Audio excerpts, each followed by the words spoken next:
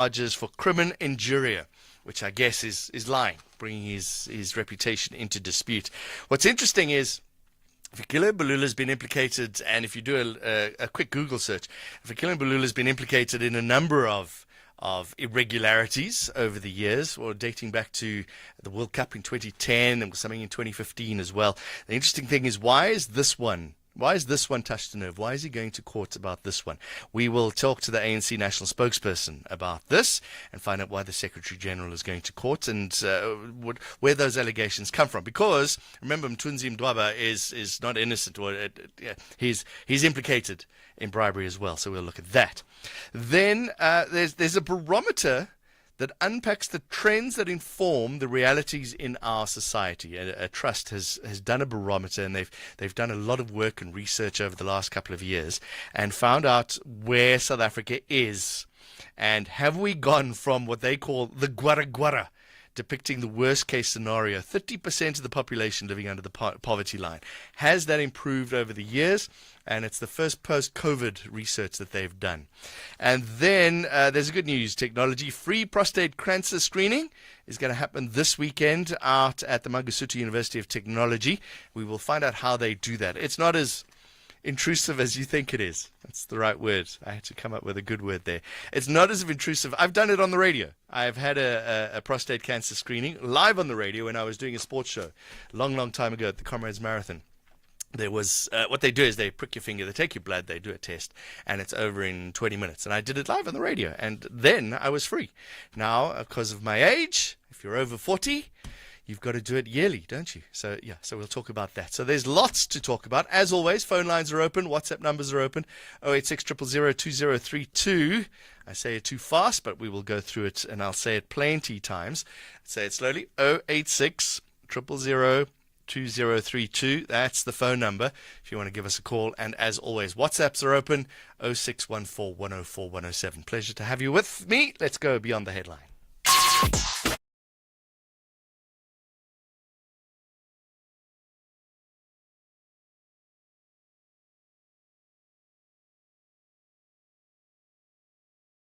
Minutes past 3 o'clock. Let's get an update on what's happening in the Pretoria High Court. Judge Rato Mokgotleng has dismissed an application by defense lawyer Thulani Mngomezulu to retract a medical report that was presented in court at the Senzo Mayiwa trial within a trial. Mngomezulu, who represents accused 1 and 2, made reference to the dental report while cross-examining investigating officer Vusimusi Mokhane. The state went through the very same report yesterday, which indicated that Bongani and Tanzi did not have any physical injuries orally on this 22nd of June. Paul Makhabane has been watching the goings-on in court. Paul, to give us a little bit of details, what does all of that mean? Good afternoon, John, and the listeners. Well, there was a medical report, a dental report per se, that was referred to by Advocate Thulani Mngomezulu on Tuesday, and he introduced that document just to state that on the 22nd of June 2020, Bongani and Tanzi did not go to court, but instead went to the dental facility. However, the state then went to that document and found out that there were other things that indicated that there were no physical injuries around the mouth or the tonsils or lymph nodes that were visible. And this is contrary to what has been alluded, that he was suffocated and choked and then tubed, and because there's nothing that reflects on that medical report. He attempted to have it retracted. However, Judge Rata felt that no, this is evidence that has been read into court, and therefore it shall stay as that. So this is all to find out if maybe he was coerced into these affidavits that they have shown. That's what the trial is all about. Yes, the main defense is that they were assaulted and right. They did not volunteer any information or sign voluntarily, because their signatures are reflected on those statements. But they say that they didn't even know what was contained. They were assaulted, tubed, and then just given documents to sign without knowing what was contained in those documents. All right, so this is telling evidence. What else has happened so far today? Well, we're going to be back tomorrow morning. Mokhane evidence has stood down for now. The state wants to introduce evidence with regards to an automatic vehicle location system that picked up where exactly they went straight after their arrest the accused in the matter. So we're going to hear in the morning if those records will be read into the court records.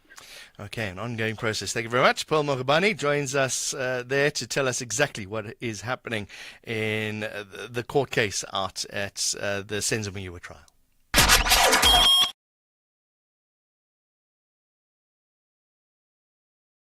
Now, while the world focuses its attention on the dramatic and evolving crisis in Gaza, United Nations officials describe the almost 7-month conflict in Sudan as an unimaginable humanitarian crisis.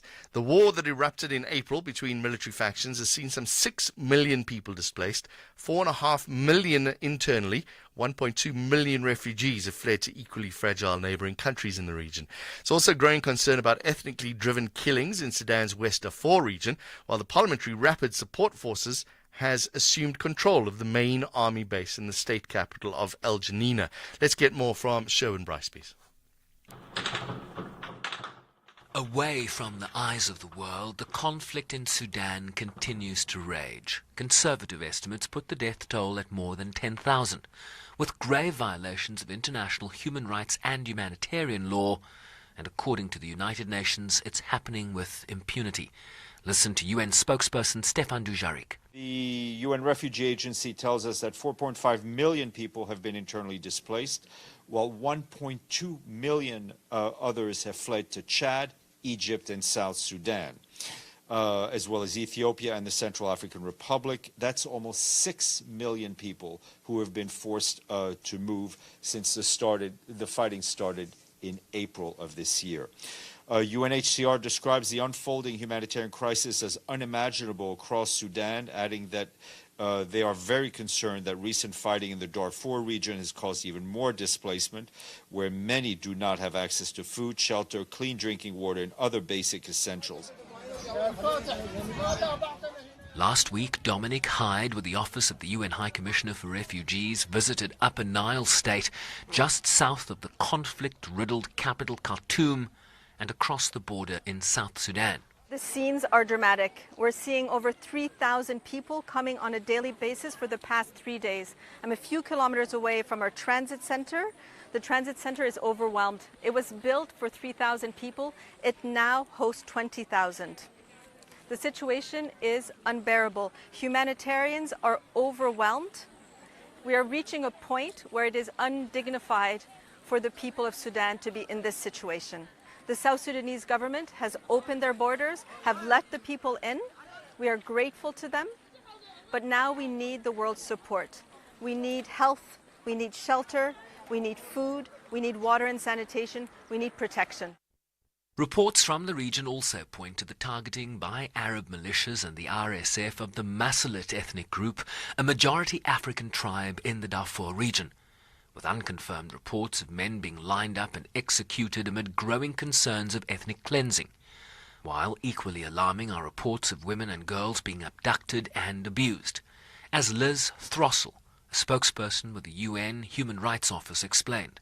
Deeply alarmed by reports that women and girls are being abducted and held in inhuman, degrading, slave-like conditions in areas controlled by the Rapid Support Forces in Darfur, where they are allegedly forcibly married and held for ransom.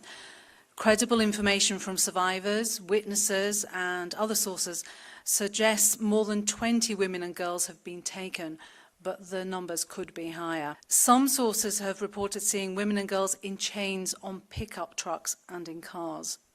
Initial allegations arose early in the conflict in the Khartoum area, which has remained largely under the control of the Rapid Support Forces. I'm Sherwin Bryce Pease in New York. Jon Gericke on SAFM. Coming up in a moment, we're going to find out what is happening with civic society in Tunisia. International organizations would be required to obtain prior authorization to register from the Foreign Affairs Ministry. And there are a number of these civic organizations, 24,000 civil society groups in the country. Some of them are big ones that you know about. Human Rights Watch, International Commission of Jurists, the International Service for Human Rights, Lawyers Without Borders. They're also going to be involved here, and they will have to declare who works for them, where their funding comes from. Maybe it's a good thing, maybe it's a bad thing. We will find out what all of that means in a moment.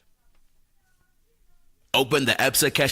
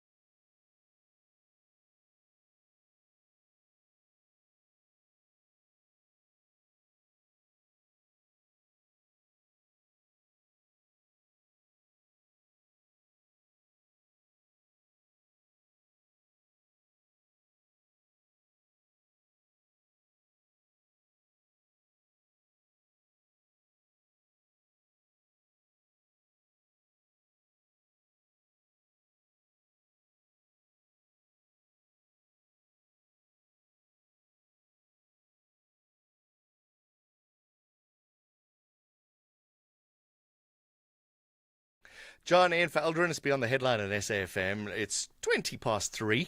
Human Rights Watch has warned that the draft law and association submitted by 10 parliamentarians at the Tunisian parliament would violate the right to freedom of association and endanger civic space in the country if adopted in its current form. Under the draft law, international organizations would be required to obtain prior authorization to register from the Foreign Affairs Ministry, also empowers the ministry to issue temporary authorizations and to revoke and suspend them at its own discretion. Lennon Ndebele is the head of News 24 Africa Desk. Lennon, thank you very much for joining us. What does this mean for civic organizations in Tunisia? Well, it means the death of freedom of expression and association, and by and large, the end of democracy. Why? Well, if you look at Tunisia from around about 2011, it was the home of the Arab Spring. It was the Arab success story. But as years went on, you had more human rights organizations, civic society registering. It was encouraged, but not until this new guy, Said, came into power. Said actually took over everything and started to take back the country to the dark ages. What do these civic organizations do? Well, they look at human rights issues, sexual violence, freedom of speech, all those basic things that most NGOs do, like looking into human rights, civil liberties, and people's rights to a free society. All right, so they're almost like watchdogs in a way, and they raise issues when they see them related to what they're interested in. Yes, certainly so. Okay. What are some of the things that, obviously they're creating hoops now for these NGOs. So what are some of the hoops that they are going to have to jump through?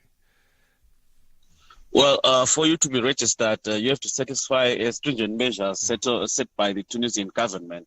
For example, who's funding you, what are your core values, basically what you want to do in Tunisia, and your relations basically with the government.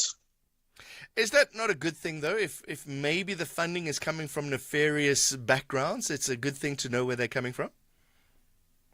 Well, it is, but everyone has got a right to choose who to work with. I mean, if you find in the global scenario, international organizations getting money from maybe the UN, Open Society, and these other sources, it's a normal thing. But if you are to say you don't want money coming in from outside the country, well, there's no money in Tunisia to fund these operations. You end up relying on government, and they set the tone for you.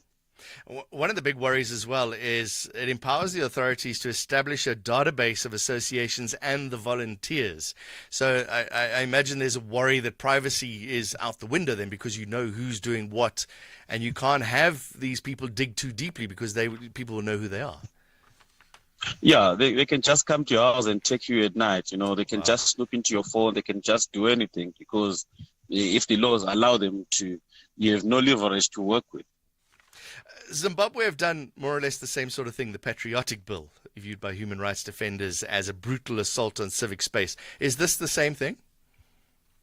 Well, not really. This one is similar to the PVOA bill, the one on private voluntary organizations, which is yet to be passed. They failed to pass it in the last parliament, but this new parliament is set to pass it if ZANU-PF is a two-thirds majority, which is likely going to happen anyway. So this coming year, I mean, by May probably, that law will be in effect, and you'll find a lot of these NGOs heavily regulated or banned from operating in the country, especially in the human rights spaces. What's the current state of Tunisia? Council of Tunisia, well, you have Said, when he came into power in 2019, he's been on a road to become a dictator, and in July 2021, he froze parliament, sacked the government. You know, it was a dramatic thing in North Africa. I mean, you're taking it back to where it was. You know, people were being arrested. Now there's a new constitution that was passed, and as we speak right now, you have a president who's got a low rating. You know, there were elections in December, parliamentary elections. There was a low voter turnout, 8% of the electorate turned up. So it shows their disdain for the rulership. There was such hope for Tunisia after that Arab Spring, wasn't there? And it's all just gone wrong. Yeah, sadly. You know, the whole of North Africa, so to speak, is not as democratic as Sub-Saharan Africa. It's also similar in Egypt, where you have a stringent president. You have the same in Morocco, where you have a ruthless king.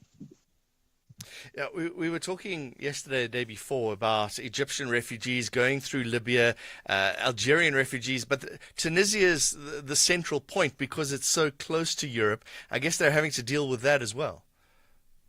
Yes, certainly. And especially, yeah. No, go ahead. I was going to say that these NGOs that are now wanting to be not banned, but having to jump through hoops, they would look after these human rights. They might not be there anymore. Yeah, and the unfortunate thing is people coming from the south, you know, where you have the likes of Sudan, where there's conflict, people going further up, not trying to escape. And most of these are black people, you know. It's unfortunate. They might not even get enough attention or justice, so to speak. Yeah, it's suddenly different wars move that focus. Lennon, quickly, this proposed basic law and the process of making these NGOs jump through hoops, is it a foregone conclusion, or are people in Tunisia fighting back against this? Well, there's a parliament which is highly loyal to the president, you know, so 10 legislators actually are the ones pushing for it, and it will sail through. There's no doubt about that. It will sail through. There's no opposition in Tunisia. All right. And what are the NGOs saying? Are they going to try and stay on, or will they just pack up shop? Well, what usually happens is when they pick up shop, they go to the nearest country, say maybe another country near Tunisia, like say in Sudan.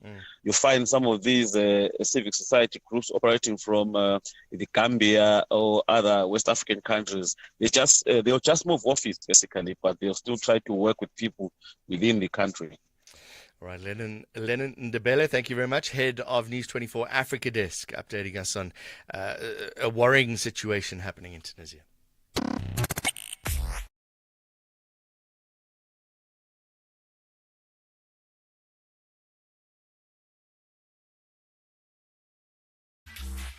Before we go to voice notes, from a personal perspective, I've been lucky enough to I went to Tunis and, is it Sousse, S-O-U-S-S-E? I can't remember how to pronounce it, Sousse. It was Cup of Nations finals, and I got to watch third and fourth place play in Sousse, and then I got to watch the final in Tunis. And it's such a beautiful country. It's a Mediterranean country. Think of the French Riviera, the Italian Riviera, or, those places, Malaga, Barcelona, Monaco. Tunisia can have that, and they have this beautiful tourist destination. They filmed Star Wars there. They could make millions from tourists just hopping on a ferry and going to spend a week in Tunis. like Morocco has done. And it's just so sad that this is what it's come down to. Take a couple of voice notes now on 0614 104 107. Let's play one on the NGOs before we go to news. Good afternoon, John. It's Andy in KZN. I support the proposition that the powers of these NGOs be curtailed. I think Tunisia and Zimbabwe have actually done a great job with regard to this. I wish even our South African government could actually also replicate similar approach, because it's clear that these organizations are not actually fighting for the best interest of the citizens of the countries, of our respective countries, but they've got other agendas that they're actually pursuing.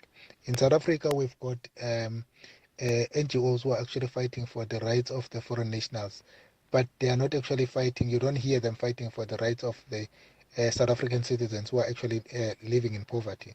Thank you very much. Bye. We'll take more voice notes a little bit later on. As always, the last 15 minutes of the show are yours as well, so stay close for that. After the news headlines, sport and traffic, we will find out why President Cyril Ramaphosa is deploying 3,300 members of the South African National Defence Force into the country. But right now, it's exactly 3:30.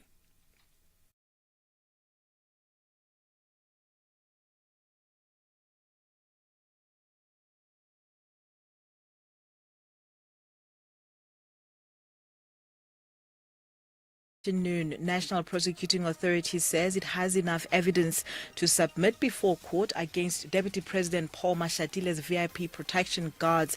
This follows an incident in July whereby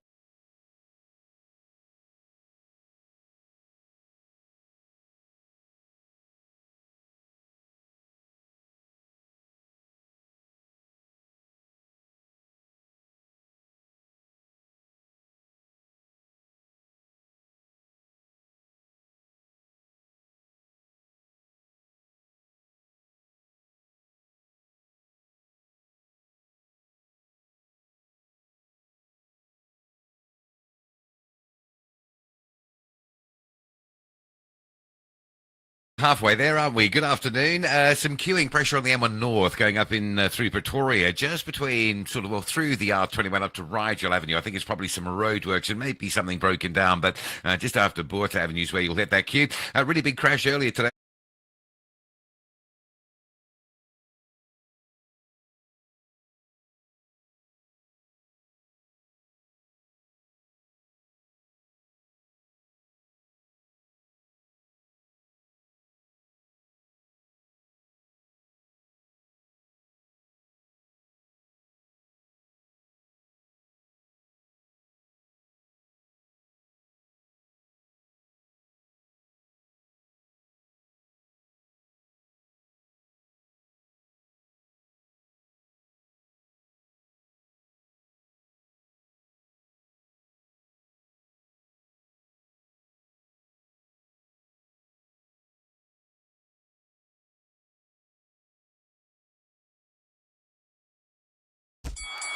This is SAFM Sports with Tumi Nkapele. To me, Yeah. I don't know if we tell people we're streaming on like all the socials, right? Yeah. And they're making you sit very carefully. Literally. You're right. They've been telling me, move to the move right, to the right, move to the right. left. But you look fantastic on the TV. What's happening on the sport? Well, so much is happening in the sports, starting off with the Cricket World Cup, where Sri Lanka have been bowled out to 171 after New Zealand won the toss and elected to bowl first. Kusal Perera top scored with 51 off 28 balls, and Trent Boult claimed 3 wickets. A win for New Zealand takes them closer to the semi-finals, and the Kiwis right now are sitting on 103 for 2 in 15 overs. The target is 171. Moving on to football action, Kaizer Chiefs interim coach Kevin Johnson says that he's not interested in taking the full-time reins of the struggling side. The former Platinum Stars and SuperSport United mentor, who was recently appointed as head of the youth development, says that he sees a bigger role in building the structures of this club through his original position. It's something that appeals to me, but there's something bigger that appeals to me at Kaizer Chiefs. I've been to some of the biggest teams in the world, and I've worked with one of the biggest teams in the world. And when I say this team has got that potential, then I think you need to bring from a bigger team and put it in this team, but not as a head coach. A head coach will always be changed in any club, but I feel that this team is not where it's supposed to be. And maybe with my little knowledge that I have, I think this team can be as big as it should be. In the meantime, Mamelodi Sundowns coach Manqoba Mngqithi has paid tribute to late Bonginkosi Ntuli, saying that the late striker could have played in the English Premier League had it not been for life's challenges. Mngqithi gave Ntuli a top-flight debut at Golden Arrows back in 2012. Engingakusho ngobonge okuyohlezi kuku-strong enhliziyweni yami ngaso sonke isikhathi ukuthi ube ingane ekhuliswe kahle, ekhulele ekhayeni elinenhlonipho, ebahloniphayo abanye abantu. Engikholwa ukuthi ikhono lakhe belingaphezudlwana kwalokhu asinikeze kona. Cabanga ukuthi ke kwaba khona into ezimphazamisa zasemhlabeni nama-injuries, kodwa nginethemba lokuthi bokomunye abadlali enganjengokuthi bangibabona ngithi mhlawumbe ngenyilanga singababona ko-English Premier League nawamanye amaligi amakhulu, but unfortunately kwangenzeka. Kodwa uyingane engihlonipha kakhulu ngoba ke mina ngiyazi usencane, yonke enye into eyenzekile empilweni yakhe mhlawumbe yenzeke esemdala sengingasekho eduze kwakhe, kodwa mina engikwaziyo ngaye ungisebenzele kahle ngokukhulu ukuyikhanda nokungihlonipha nokuthembeka. As Golden Arrows we were very successful ngesikhathi sikamlemi ngoba wafaka elikhulu iqhaza lokuthi akwazi ukusiza. Well, Manqoba was speaking at his funeral. He was laid to rest today. That's why there's background music there. In rugby, Bulls coach Jake White has made 6 changes to the side to take on Cardiff in their Vodacom United Rugby Championship match in the Welsh capital tomorrow night. Nazam Carr will captain the team, and Carr will pack down alongside new acquisition from Sharks, Mpilo Gumede, who has been handed his Bulls debut. Carr will start at blindside flank, while Kyle Brink will be on the open side with a duo of Reynard Ludwig and Janko Swanepoel completing the second row as the lock pairing. Ambrose Papier and Chris Smith will direct traffic flow at halfback with an unchanged backline. Meanwhile, All Black star Cody Taylor will only play the tail end of the 2024 Super Rugby season because of an extended post-World Cup break. The 32-year-old has opted to tail a non-playing sabbatical, and he's only expected to return from the round 10 of the competition in late April. Ending things off with motorsport, after 11 years, 6 titles and 59 Grand Prix with Honda, Marc Marquez will be leaving the Japanese team at the end of this year and will be joining Italian team Gresini Racing, the satellite team of Ducati. Now, despite his titles and victories, Marquez admits that he has doubts about the new bike until he tries it out for himself. Last month's Australian Grand Prix marked the 6th time this season that Ducati riders have landed 3 places on the podium, but Marquez is still concerned regardless of these stats. After a big decision, honestly speaking, still you have some laps. And yeah, it's super difficult to jump to the other bike and straight away win on the first year. But it's true that by the results, I'm moving to the best bike. First, second, and third rider in the championship are riding this bike. So in the end, no excuses. The bike is there. Well, that's it. It's a wrap from my side for now. I'll have more in the next hour for SAFM Sport. I'm Dumin Kapele. Hello, Michelle. Hope you're well. You know, I'm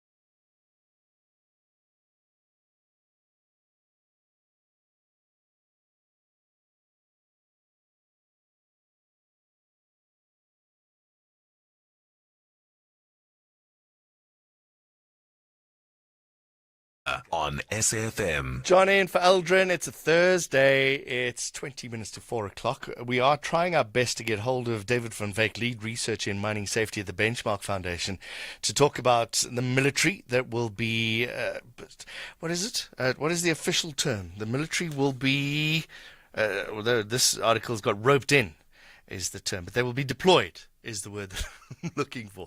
The military will be deployed. 3,300 soldiers to help the police. So they will work along with the police in cooperation with the SAPS, conduct a high-intensified anti-criminality against illegal mining across the province, all provinces. It'll start on It started on October the 28th, which is interesting. That was a few days ago. And it will go until April the 28th of next year. So we will find out how they're going to do that and why it costs so much money and if they're able to do that at all. Last time I remember the military coming out, it was during COVID lockdown. And yeah, that wasn't fantastic. Do we have David? We don't have David. So what we're going to do is take a couple of voice notes. Let's take one or two on there's so many topics already. Hi, Jon Gericke. I fail to understand this thing of taking the SAPF, the military of the country, to go and then fighting against Zama. You know, the internal thing, something which can do it by the police. Because it seems so. Why should you hire the more police every day, like driving around with some luxurious car and so on and so on? The reason being what? No, man, these people, they must just doing their work, and then instead of maybe taking the military and then go and then fighting the Zama. The only thing to see that the police are working is when they're shooting at the protesters and driving around and then going to the drug dealers' home. But here, the one thing I think about, 500 million rand, that's what it's going to cost. 500 million rand on the deployment of the army. Could that not be spent on police or a special task force or something that could work on the Zamazamas? And they will be there forever. 500 million bucks. It's a lot of money that you could have as a task force to work in the police. We got David van Wyk. Excellent. Let's find out a little bit more about what this is all about. David van Wyk is a lead researcher in mining safety at the Benchmark Foundation. David, 3,500 soldiers to come in. Will they be able to do the job of looking and of stopping the criminality? Well, I think it depends on where and how they're going to be deployed. You see, the problem is, in the first instance, there's 6,000 abandoned mines. That's a pretty wide area.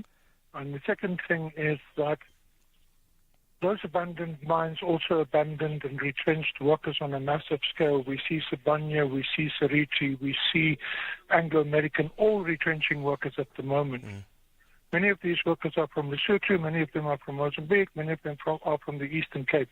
And ultimately, they will end up in abandoned mines, and they will end up as Zamazamas. You know, in a country where we've got massive unemployment and inequality, we have a choice. These guys can come and hijack your car, or they can go underground. The criminality is actually the abandonment of mines. The other criminality, and so the government is missing the point entirely. The second point that the government is missing is that they need to convert old mines to alternative economic uses. You know, there's many things you can do with an old mine that would actually create jobs for communities around those mines. Apart from the fact that you can also scale down mining because they are no longer viable for large-scale industrial mines, which is why you have these guys crawling underground in these abandoned mines instead of having licensed and regulated operations in those mines. You know, you don't need to abandon a mine. You can scale it down and you can get smaller enterprises and so on to actually operate those mines profitably. It's very expensive for a large-scale operation if it's no longer profitable because they've got very big overheads. But smaller-scale operations have smaller overheads, and so they can actually operate these mines meaningfully and still retain some jobs. So it's not, we don't need a military solution. We don't need a policing solution. We actually need a creative thinking economic solution to this issue. And the government is completely missing the point because it's reacting to emotions. It is also an election year, and so it's buying into the whole xenophobia thing. It's funny, you know, Gauteng drinks Lesotho's water from Katse Dam, but we don't want Lesotho's people in our abandoned mines. You're involved in mine safety, and you spoke about abandoned mines. Are the mines closing up the holes correctly, or are people just finding ways to get underground? Well, the thing is that it's not just a matter of closing up a hole. You know, these mines fill up with water, the eastern void, the central void, the western void. You need to pump that water all the time. Otherwise, you're going to get acid springs popping up all over Gauteng. And they're already popping up in places like Davidson, right next to the primary school and so on. You can go and have a look for yourself to go and see the acid spring popping up there because the water is no longer being pumped. To close a mine is actually a very long-term process, and companies should be held responsible for that mine until that mine no longer has any impact, regardless of whether it's operational or not. Which is why if you turn it into smaller scale and you actually bring in creative solutions, like, for example, this water that's building up underwater and becoming acidic, bring in people who are water experts, who have water companies. We've got a shortage of water in this country. We can use that water for secondary purposes, if not for drinking. And that would come down to licensing, right? Yes. It would come down to licensing. It would come down to repurposing. It would come down to, okay, this is now a waterworks. It is no longer, It's no longer a mine, you know, or whatever. There is actually one mine in the Klerksdorp area that is actually now selling water to farmers. The Zamazamas are criminal. We know this. We've seen video footage of gun wars between these individuals. Is that because how are the government going to come in and tell them, all right, now you got to pay a license fee and you got to behave yourself? Well, I think the first thing is the guys with the guns are actually syndicates that operate around the Zamazamas. So if you look at George Harrison Park, for example, the guys who are underground are Ndebele guys from Zimbabwe, but the guys with the guns above are Zulus from KwaZulu-Natal. Eliminate the syndicates by creating a central buying agency and buying all the gold from these guys directly, and cut out the middleman who's buying the gold at the moment. And then that way you can eliminate the guys with the guns, because the guys who are underground actually they are guarded by people with guns at the moment. The other thing what is happening is that if they refuse to sell the gold at the price the syndicate pays, then they can get shot, and very often they get executed by the gun-wielding syndicates that control them. Okay, but then surely this military and the police presence are there to get rid of those criminals. Well, you need to get hold of the syndicates by getting hold of who is supplying them with arms. I was going to say who is organizing above ground. Yes. You know, get those people out of the way. Because you know the other thing about South Africa is the country is aflood with guns.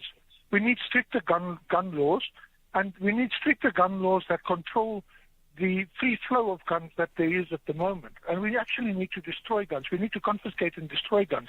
We don't need to ask for nicely, please come and give in your gun and things like that. The people with valid licenses and valid reasons for having guns, let them have them.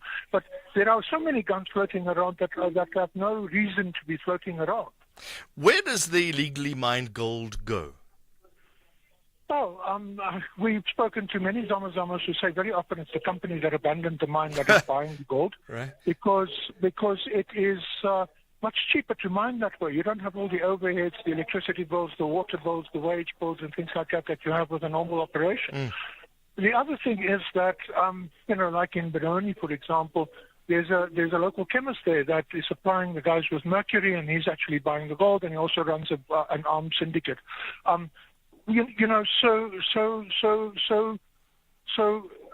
Also the scrap metal dealers are buying the gold, okay?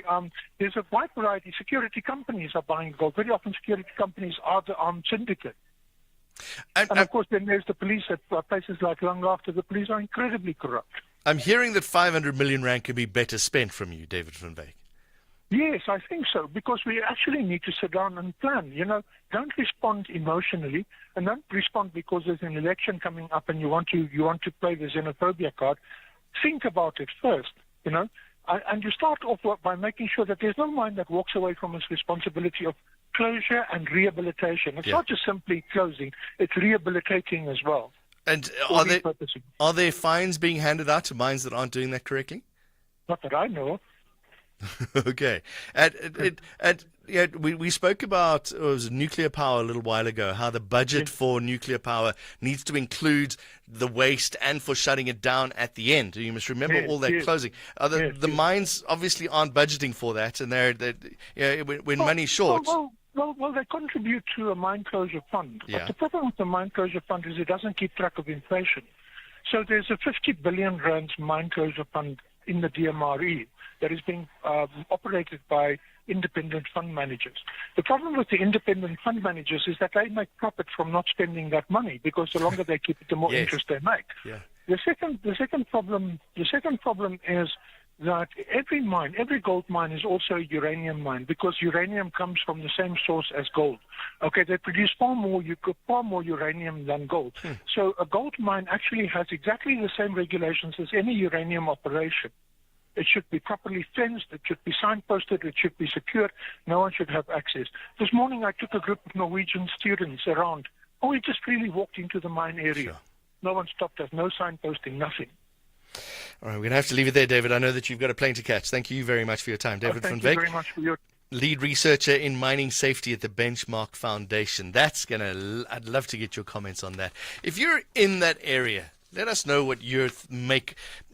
To me, the blame is now all on the mines. People are going to take advantage. Yeah, people are going to take advantage. If you're poor and you know that you can make $50 a day or 50 Rand a month or whatever by mining illegally, then but if you shut it down properly, and security guards cost money, and how do you shut it down? You got to fill it up with those mine dumps. All have to go back into the ground. It's expensive. Let me know what you think about that. As always, 0614 104 107. 10 to 4, we were hoping to speak to the ANC about their Secretary General, Fikile Mbalula, laying charges at the Sandton police station against Tuja Capital CEO Mthunzi Mdwaba. Unfortunately, the ANC is no longer able to speak to us. We will keep trying. We were hoping to speak to all of the characters in this story. We were hoping to speak to Mthunzi Mdwaba. We were hoping to speak to Fikile Mbalula. We will keep on trying. There's other people involved in this story as well. The Minister of Employment and Labour has also been implicated, according to Tuja Capital CEO Mthunzi Mdwaba, and they say that Mdwaba is clutching at straws, making wild accusations in anger after his lucrative deal was blocked. The ANC and its executive office bearers have enough form with regards to corruption and bribery to warrant serious concerns and further investigation. But charges were laid. We will find out a little bit more. The story is not going to go away. It's about a...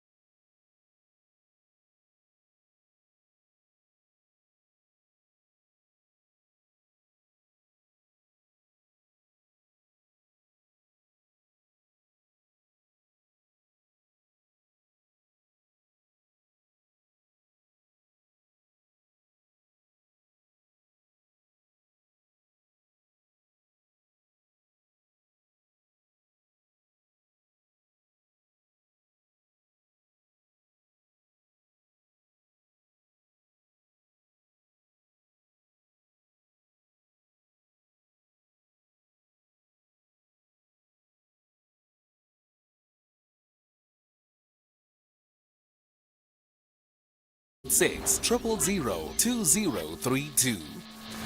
We'll take some calls in a moment. Let's take some voice notes on 0614 104 107. Before that, SMS has come in.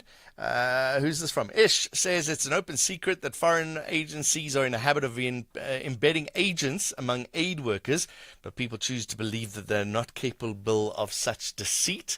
And a tweet from Moketsi 6403668 says 500 million rand. Why not the money resource the specialized units of the SAPS? The SAPS, well equipped with specialized units such as TRT, Counter Assault Team, National Intervention Units, and Special Task Force. Why the SANDF for internal security issues that are the mandate of the SAPS? Some more of your messages. How's it, John? You're speaking to Sabata from Durban. I believe it's a good thing that Fikile Mbalula has gone on and opened the case against the person that is making these allegations. As to whether he is telling the truth that is not involved, he doesn't know anything about this or not, it's neither here nor there. If he really believes that he's innocent, then he should open the case like he did. It's a good thing. Then the court is going to roll on that one. Thank you, John. And we'll get to hear the evidence as well. It'll go to court, and people will be under oath to be able to tell the truth. The ANC must stay out of foreign affairs. Their foreign policy is mumbo-jumbo. It is confusing. It is hypocritical. They should focus on domestic issues here in South Africa and leave things that they have no influence over, nor do they have the ability to fix for that matter. Good afternoon, Jon Gericke and SAFM listeners, unanimous from the Transkei. Where is Naledi Pandor in connection with Darfur and South Sudan? Why has she not taken up the same stance with this as what she's done with the Palestinians? Selective. That's all the ANC and this rotten government of ours is selective. Panama Kinga Bonke. 5 to 4, you with SAFM. Let's go to Fix in Cape Town. Hello, Fix. Yes, John. Yeah, John, go. I'm just making this call being angry, bro. Tell me after why. Listening to this guy, David. Mhm. I'm just calling on all whites that are actually using, it's not just on the whites, but by the way, it's done also by civil organizations, and it's done by people that are actually gaining from criminalities committed by what's called by foreign nationals. Now, I hear this word xenophobia or xenophobic. I just hate this name because this name is just the one name that is actually trying to allow foreign nationals to commit crime in this country, because you can see jails are filled mostly by South Africans. And Fix. Let me stop you there. You said a couple of things already. In what way did David say that foreign nationals can be illegally doing their thing? No, he just said it is xenophobic extent that the government is actually going through these what's called illegal miners. Right. And how is that? How is that saying that they can do it illegally? No, but he said to the xenophobic extent. Yeah, but he didn't say that they can do it illegally. There's two different things there. One is a mindset, and one is allowing people to do things illegally. He was saying, listen, let me finish. He was saying that allowing people to do things illegally leads to xenophobic thoughts. Well, maybe I must have misunderstood or... Okay, no, go ahead. Anything else you want to say? Yeah, and again, for the soldiers working with what's called with the police, and it will need what's called the government was supposed to have actually removed it, because the police are actually not working, and the police are very corrupt, and the police, they are very much as well gaining from what is taking place. Yes, we've heard many stories about that. So how does the Defence Force help that? I'm not too sure how they will actually help in this matter. But my wish was just only for the jury to be removed and to have these guys been working with the communities that are actually living, or communities that are actually living around these miners. Then that will help, but not with the soldiers, just the police. But unfortunately, with the with the Minister of Police present right now, I doubt very much if that would work. But so much money is being spent, it's too much money. Yeah, we could spend it on cleaning up the police, couldn't we? Maybe that would be a process. Yes, all right, Fix. Maybe a misunderstanding, or maybe Fix didn't hear correctly. Let's move on to Eunice in Johannesburg. Hello, Eunice. Hi there, John. John, go ahead. John, yesterday you had Jeff Kringle on there. For a moment, I thought you had Screamer Shabalala from Mamelodi Sundowns on there. It was quite loud, wasn't it? No, very loud, and he's always loud. Now you can understand why there's no peace in the Middle East. But you can also understand why he's angry. You can understand why he's angry, Eunice. No, but he's all the time. Since when I've been listening to him and seeing him on television, he's the same. Now, is he thinking that the whole world is so stupid? Spain wants to put sanctions on Israel now. You have Belgium who's calling for the same thing. The European Union is saying the same thing. So are they all lying? So what does he take us for? And then he says they must negotiate. And if you could recall in 2014, when the same Netanyahu invaded Gaza at that time, the South African government sent 2 special envoys, and both are late now, Aziz Fahad and Zola Squia. Netanyahu would not even see them. They met a deputy minister there. So much for negotiations. I mean, he mustn't think we are idiots here, you know. So, and another thing, John, regarding what the minister in the presidency, Kumbuzo Chaveni, said today, that those that are fighting in the Israeli war must be charged. I concur with that. Because you're having on TikTok, for example, a guy, I think from Cape Town, Lee Talyard, who's boasting there. He's a South African. I saw it today. Exactly. And I saw another video of people who are singing Kosi Sikelile and, you know, proudly and saying in Gaza. We live in a free country. They can do what they like, can't they? Yes, but they cannot fight. It's against the Foreign Military Assistance Act to fight in another country's war.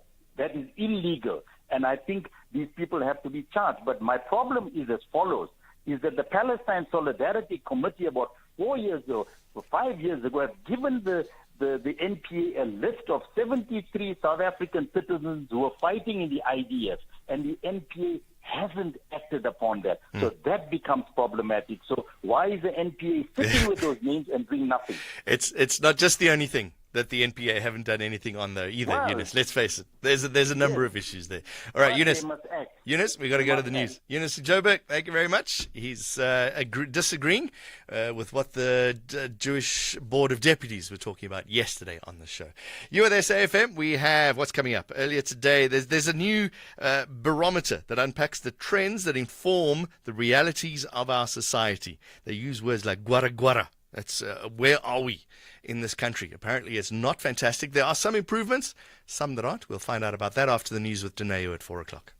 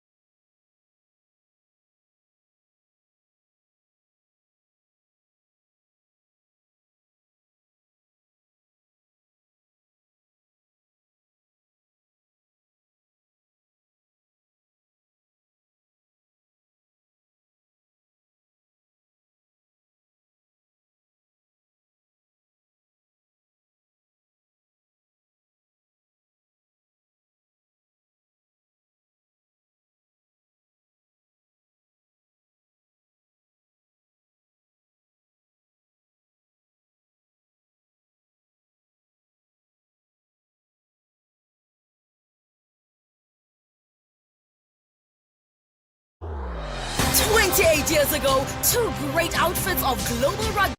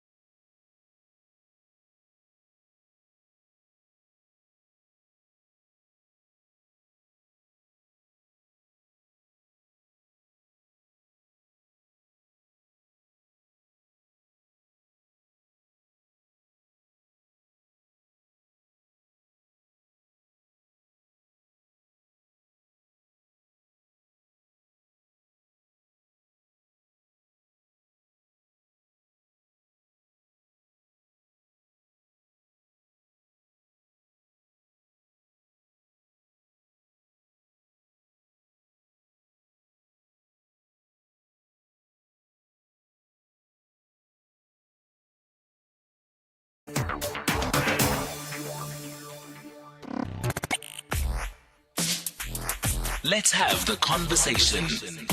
WhatsApp voice notes on 0614 104 107. 9 minutes past 4. We are everywhere nowadays. We're on your FM dial. We're on the satellite. Right? We're streaming online. And now you can watch us in live Technicolor. You can see what T-shirt I'm wearing today.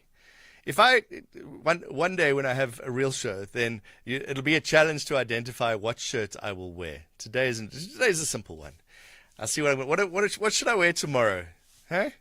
I think I know what I've got tomorrow. But you can see us online now, which is quite cool. Just for a little while, you can see what we look like, which is really just the saddest thing I've ever seen. We were made for radio. This face, not so much. Let's go to voice notes. Plenty to talk about. Looks as if the army coming into South Africa might be a bit of an issue. Let's take some a voice note first about NGOs. Afternoon, John. It's Vugan from Devon. These NGOs must be able to declare who's funding them if they are not funded by nefarious entities. So if they pack up and go, it means that they've got something to hide.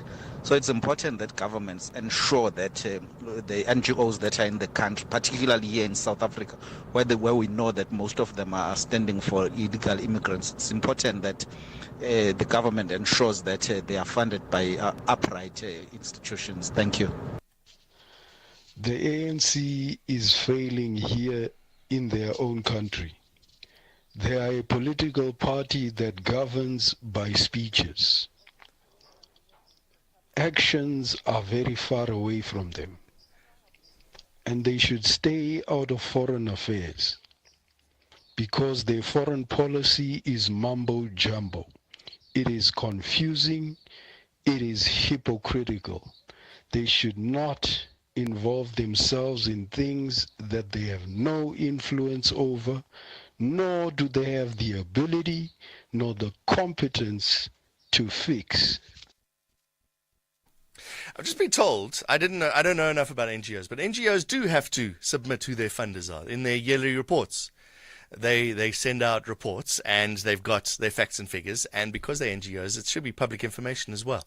So they do disclose who their funding is. And I remember I had a conversation with Gift of the Givers, Dr. Suleiman, and I've forgotten his name for a second, Dr. Suleiman, and I asked him about the funding because that has come up before, and he said it's all freely available. They're quite open about who their funding is. So yeah, if you read the reports, you could find out. Good afternoon, John. It always amazes me that when the police can't do their job and the army have to come in and assist them, that it now costs 500 million rand. What are the army doing while they're not involved with the police or civil control or whatever it is? I mean, they're doing absolutely squat. They're getting paid their salaries. So why is it an extra 500 million rand? They're being paid anyway. I mean, when you fill in for Eldrin, do you get your salary and his salary? Or how does it work? I wanted to ask that question. Unfortunately, it makes no sense in my head either. And hopefully we'll find somebody that can explain it. Where does the extra money go? Maybe it's for fuel for the trucks to transport army people from one point to another point. I don't know, but then they go back to their barracks where they stay. don't they? Or do you got to? I don't know. I'm just thinking when I was in the army, then you would get the same food when you were out on patrol doing your thing. You weren't paying rent. It was army property that you were staying at. Maybe it was only really the trucks and the buckies to move us around that would cost extra 500 million for 3,300 people. And you're right about the salaries. They're getting paid anyway. I don't know the answer. Maybe we will find out.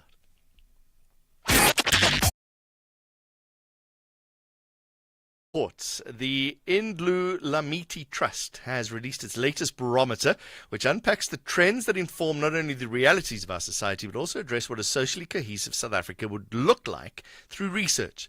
By 2021, the Indlu Lamiti barometer had identified that South Africa had gone beyond the gwara depicted the worst-case scenario as over 30% of the population are living under the poverty line. This year's barometer highlights a possible rebound in key indicators linked to COVID-19 recovery in education, tax collection, and nutrition. Let's find out a little bit more how they got there and what those indicators are with Dr. Tara Polza Ngwatu, lead researcher at the Indlu Lamiti barometer. Doctor, thank you very much for joining us. How do you do your research? How did you find out all these facts and figures? Doctor, you there? All right, we seem to not have the doctor on the line, so we'll try and get the doctor on the line. Is she there? No. So while we're getting the doctor on the line, let's take another voice note. Good afternoon, John, and Radio SA listeners. No, the government has done a good job to help the police to send the soldier, because the soldiers, they don't have any friends with Zamazamas. You can't stop Zamazamas because some of the police are involved in this thing. Some have been forced to work with Zamazamas because if you can't work with them, you are going to die. So the soldiers are right. Thank you, Sam. John, this is John in Bloemfontein. I'm listening to this guy speaking about mines and that. You clearly can hear the guy has so much knowledge and he knows what he's talking about. My question is, why is the government not using such people to better our lives so that we can find solutions to things that are actually a problem in this country? Instead of this guy coming on radio and wasting so much knowledge. You know, I'm listening to him and I've taken quite an interest. I want to listen to him and understand what he's saying. But my question is, the government not as keen as me to see if what this guy is talking about, can we put it into practice and see if it can work for us? But no, not the government of South Africa. Not the government of South Africa. You are in trouble, guys. So much knowledge coming to waste it on radio here. Yo. All right, we'll take more voice notes later on. It's 16 minutes past 4. Let's go back to the Indlu Lamiti Trust that has its barometer out. We're joined by Dr. Tara Polza Ngwatu, lead researcher for the Indlu Lamiti barometer. Doctor, how did you do your research? How do you find out all these facts and figures? Thank you, John. So what we do is we compile 54 indicators from secondary data. So this is from data sets that exist, that are public, that come from reputable organizations, like Stats SA, like the Auditor General, like the Department of Water Affairs, for example. So if we have a variable that says it's important for the status of life in South Africa to know if there is reliable water supply, where do we get that information? We get that information from the Department of Water, and they have an annual report where they themselves report on the quality of water. So we collect it from a wide range of different data sources. This is not data we create. It's simply data we compile. Okay, so there's a difference between facts and feelings. Is this based more on facts than feelings? So that's a very important question. The barometer brings together data about facts, as you say. So what is the GDP growth rate, the unemployment rate, what is the water quality? It also includes some indicators, that are 11, that represent the perceptions of citizens. Okay. So, for example, what is the level of trust in national government? That also comes from reputable data sources like Afrobarometer or like the HSRC survey, social attitudes survey. So these are data sources that many people use. The importance about perceptions is that perceptions drive action. So if you have a population where the majority don't trust government, that is a political reality, that is a political fact, not just a perception. Because that's what politics is about, is whether you can get people to trust you and support you and then do the things that are needed to do for a country to come together and be cohesive. Okay, after all of that, what have you found? Where are we as a nation at the moment? So as your intro said, yes, for the last 5 years we've been tracking the trajectory, and every year we've essentially seen that more of these 50-plus indicators are moving into what we would categorize as the Gwara scenario. So when I mean the indicators moving into a scenario, let me give an example.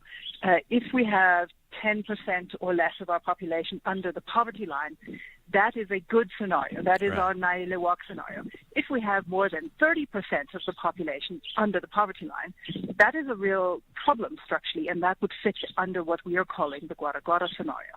So for each of these data points, we say, does it represent something that would fit into this picture of the country being cohesive and functional, or does it actually tell us that the country is not?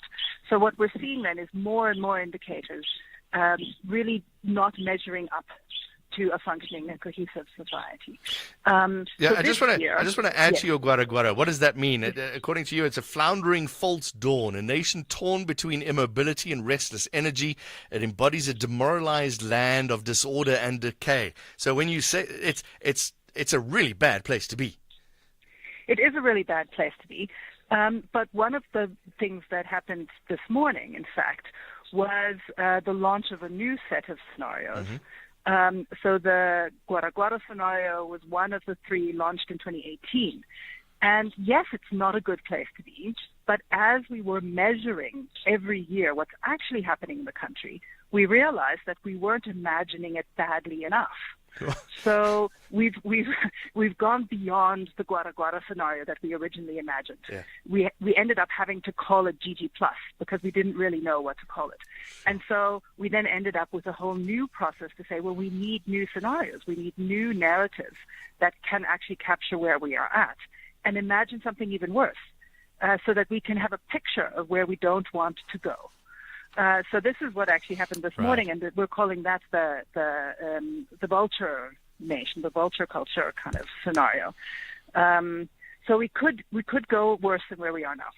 Okay, let's go through the negatives. We're short on time because of issues, but increased inequality, decreased business growth, decreased GDP, sense of hope is down, trust in national government is down. What are the positives? So there are quite a number of positives. This project tries not to paint everything with the same brush, but to be nuanced. And in fact, what we have seen consistently over many years is a number of strengths. So this includes the government's ability to collect taxes, so tax income as a percentage of GDP, for example. And here we actually compare very well globally with kind of middle-income countries. We also see that every single year, no matter what else is going on in the health system or in the nutrition system, we are still increasing our average life expectancy. So that means at the end of the day, more people are living for longer, and that really is a very important underlying reality. We're also seeing that the trust in our freedom of speech and freedom of association remains very high. So again, this is not something to be taken for granted. There are many countries that don't have this, and it's reducing around the world. So this is a very big positive that we need to hold on to. What happens to this report? Do you give it to government officials that are thinking and looking through rose-colored glasses? So, yes, we do engage at very high levels. The 2018 scenarios were launched by the president at the time. We've been engaging with the National Planning Commission. So the scenarios are very much in the awareness of high-level decision makers, also in business, in government and in business and in civil society. And it's not so much that people are looking at the world with rose-colored glasses.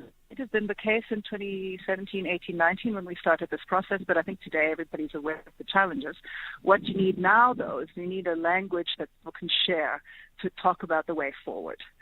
Because we tend to waste a lot of time saying, what's the real problem? Oh, is that really a problem? Maybe it's not so much of a problem. But let's agree that we're not in a good place and that we need to have a story about where we want to go. And then we can move straight to talking about how do we get there together.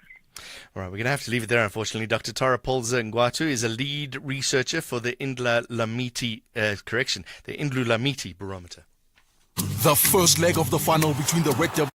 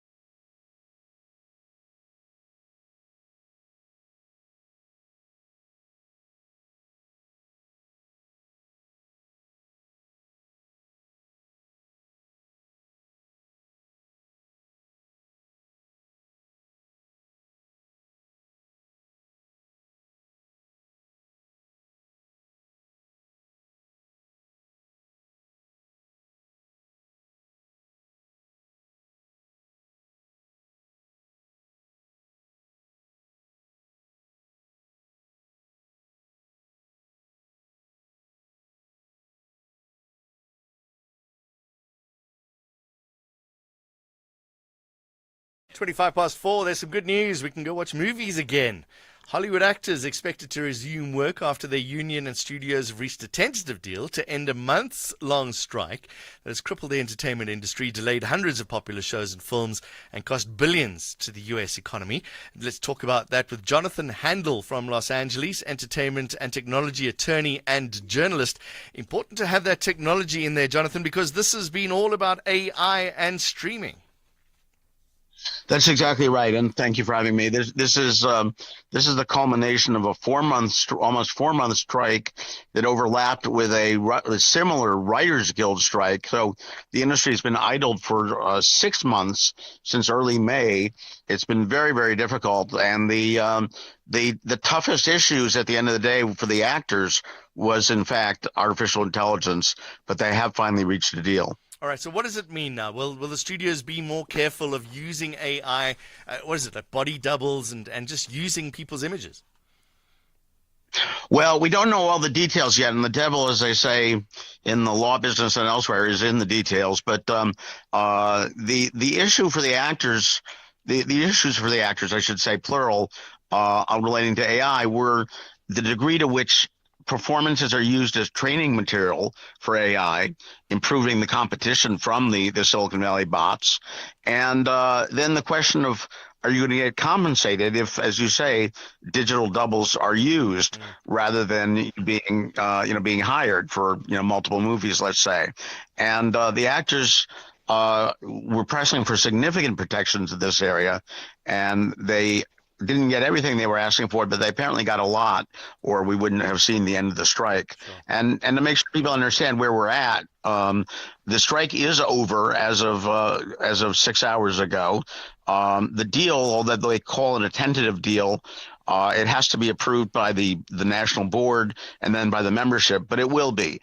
The national board, it was recommended unanimously by the negotiating committee, and the national board is likely to, will approve it probably unanimously, and the membership will approve it in due course as well. Another issue was the streaming, that an old movie could be put into a streaming platform and the actors wouldn't get compensation for that. Has that also been adjusted? Well, that's not quite the way it worked. There is compensation for that. Whether it's a movie from a theatrical or from television that then moves over to streaming, or whether it's a movie made for streaming in the first instance. But the issue was this: for a product that is made for streaming in the first instance, whether a movie made for Netflix or whether a series like Stranger Things, there is a residual, a royalty payment that goes to actors, writers, directors. But the actors and also the writers were concerned that successful shows and successful movies did not get paid anything greater than the less successful ones. That was the way the Writers Guild framed it. The actors, and they got a bonus for a relatively small number of hit shows, will be eligible for a bonus residual. The actors wanted a broader supplemental royalty with their own framework. They eventually compromised, agreed to the Writers Guild framework, but with a sweetener, with greater economics to it. So it's, as you can see, as I say, the devil in these things is always in the details. These contracts are hundreds of pages. It's all very well, but studios are cutting back on their spending. The streaming wars has hurt. Disney is struggling. Other studios are struggling as well. This strike couldn't have helped. Or what is the current state of the Hollywood? Well, you're exactly right, and it's a very perceptive point, because what people are concerned about now is what does the business look like going forward. Yeah. And, in the short term, getting this deal done was essential so that we could bring back some scripted programming in the broadcast season, and so that we would have a 2024 summer movie season, so that movies could be produced starting in January, be shot, and, be ready for the summer.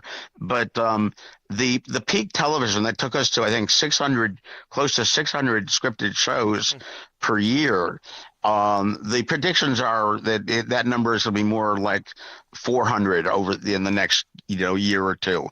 In other words, 1/3 of a cut, which is an enormous cut in spending. And Disney also, you mentioned Disney.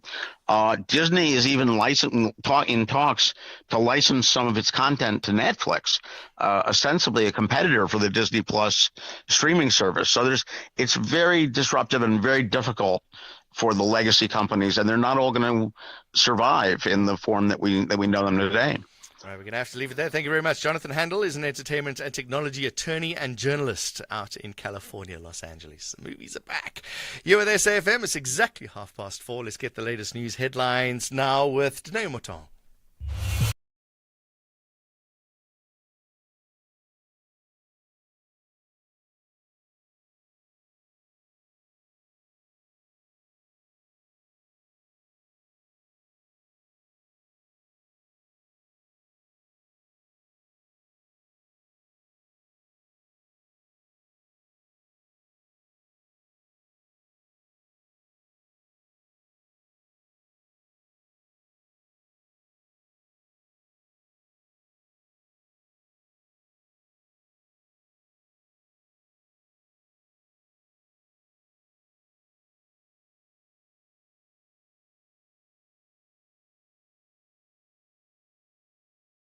Good afternoon again, Rob Byrne. The N1's pretty heavy, leading Joburg all the way through to Pretoria today. There's some queuing pressure between the Maclew Interchange and New Road, and then it gets really heavy from John Foster Drive in Centurion all the way through to a breakdown just at Rigel Avenue. Also, if you're leaving Pretoria, crash on the R21 between Fountain Circle and Monument Parks. There's quite a big backlog coming out of central Pretoria on that route. Durban, the breakdowns around Spaghetti Junction, both sides are being cleared. Traffic remains heavy though. In fact, there's quite a backlog coming through from Queen Nandi Drive on your way down. There looks like an incident before in Nanda Road, and then from Nanda Road it stays heavy into the roadworks at Spaghetti Junction. Cape Town today, saw this yesterday, seeing it again today. N7 North queuing up towards the Plattekloof Road off-ramp, and a lot of traffic just jamming out of the CBD today. Basingstoke is heavy from sort of Whale Street territory all the way down to Elevated Freeway, and Strand Street, leaving the CBD, is heavy out to High Level and the Ocean View Drive junction. Rob Byrne, SAFM Traffic. This is SAFM Sports with Tumi Nkhabele. Tumi, New Zealand finally won the game. New Zealand won the game. What did I say? New Zealand. Did I say New Zealand? New Zealand, yeah. yeah. All right, sorry, my brain was gone. So it took them a while. Sure. Well, yeah, we are starting with cricket, but we'll touch on that just a bit later. Let's start off with the Proteas, where, according to batsman David Miller, South Africa will use their last group game against Afghanistan tomorrow to fix the mistakes from their defeat to India in the Cricket World Cup. South Africa advanced to the semi-finals with 2 matches to spare after winning 5 of the first 6 round-robin matches with impressive figures. And Miller believes that tomorrow's final pool game will help them rediscover the rhythm before the semi-final against Australia next Thursday. I don't think any international game is kind of a weird game. I think for us it's just continuing what we've really done in this World Cup and just nailing down on areas that we want to improve on from the previous game. And it's a great opportunity to showcase what we can do and get some momentum into that semi. The Proteas have only won 1 game chasing a wicket win over Pakistan, and they've lost to the Netherlands and India when they did not bat first. And Miller insists that their seeming inability to chase is due to a variety of causes, but believes it's not a big issue. We have chased a lot of games in the past, and I don't think it's something that is a huge issue at all. The guys do certainly have the skill and believe that we can chase anything. It's I think it's just comparing to what we have done batting first, which has been exceptional. So we haven't been horrific chasing. It's just been 1 or 2 games where we slipped up, which is part of the game. We have spoken about and dissected in that, and yeah, I mean it's just about making sure that we've got that platform and giving ourselves the best chance. Horrific is the operative word. I'll just, there we go. We hire a controller to switch my mic on. They haven't been horrific. Horrific is the operative word. They've been horrific. There is no other way to describe it. It's okay. Maybe they obviously know something we don't. Listen, they're saying that they'll be able to rectify things tomorrow with Afghanistan. Do you think they're able to do that is the question. If I was the captain, okay, you have to win the toss and let South Africa chase. It's just the answer. It doesn't matter how. I think they've figured that out now. You think so? Yeah. Let's see what Afghanistan. So it's Afghanistan, Australia, maybe India. Probably India. Not maybe. Probably India. Okay, well, we might not make the final though. You see, no, don't say that. I'm probablying. Next. Anyway, still staying with cricket, Sri Lanka's parliament have asked the country's cricket board to resign after accusing it of corruption involving millions of dollars. Now, the move is not binding, but it adds to pressure on the board, which the sports minister sacked on Monday, only for the Court of Appeal to restore it this next day. The appeal court restored the original board for 2 weeks on Tuesday, pending a full hearing, and there's been no reaction to the deepening crisis so far this week from the International Cricket Council.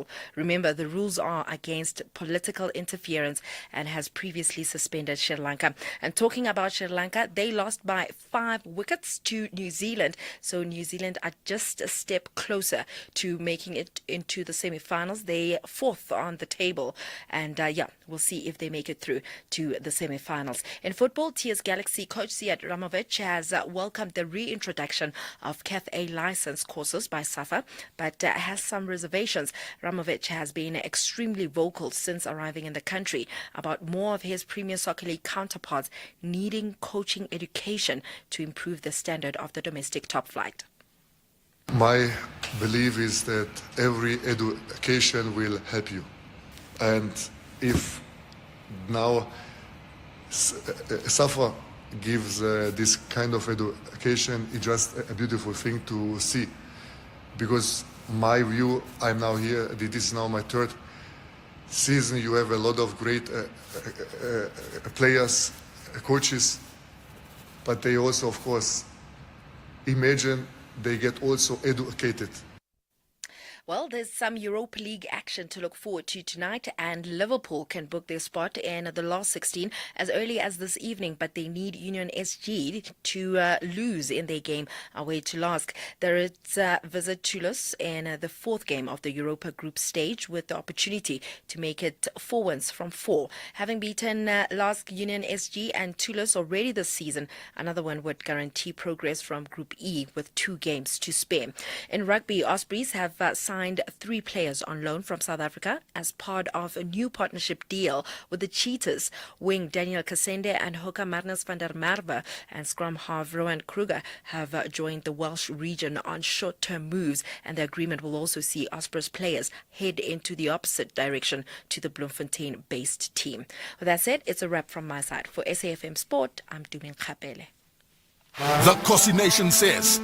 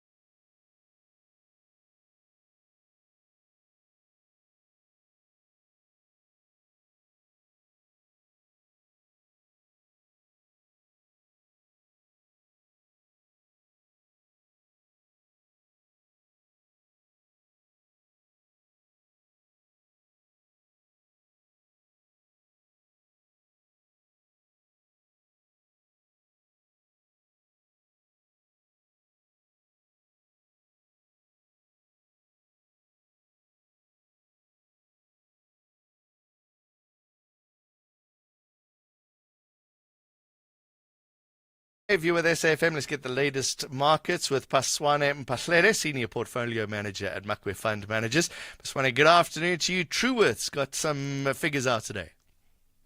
Afternoon, John. Yeah, Truworths came out with a business update, more or less for the 4 months ending October. The guys still face a tough consumer environment. Their group sales managed to go up by 10.9, not bad compared to last year, despite the economic condition deteriorating. And this was supported by account sales, as the group accounts were around 47%. But the guys are very prudent around giving around credit. We see active account holders were just up 5%. And however, because of the tough economic environment, receivables, the money owed to them by consumers was just around 8%. But they did see some boost on the cash sales that managed to go up around over 20%. But just zooming in on the South African business, we see that it was not a great environment for that period. 1% growth of sales, and majority of those sales are around account sales. They manage around 70%, showing consumers still rely heavily on those account sales. But despite all this, the guys are focused on expanding their business in terms of number of stores and number of brands they're bringing in tech, as they prepare for a better future in terms of the economy, as they remain optimistic about the medium term. And what's the paper market like?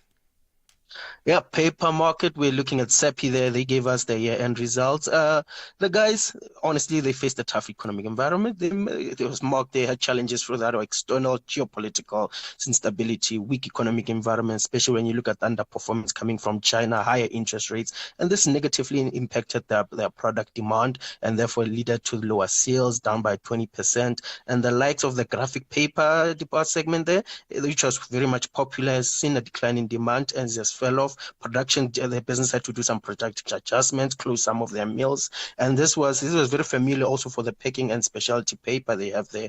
They faced the similar challenges, and these impacted the overall profitability profile.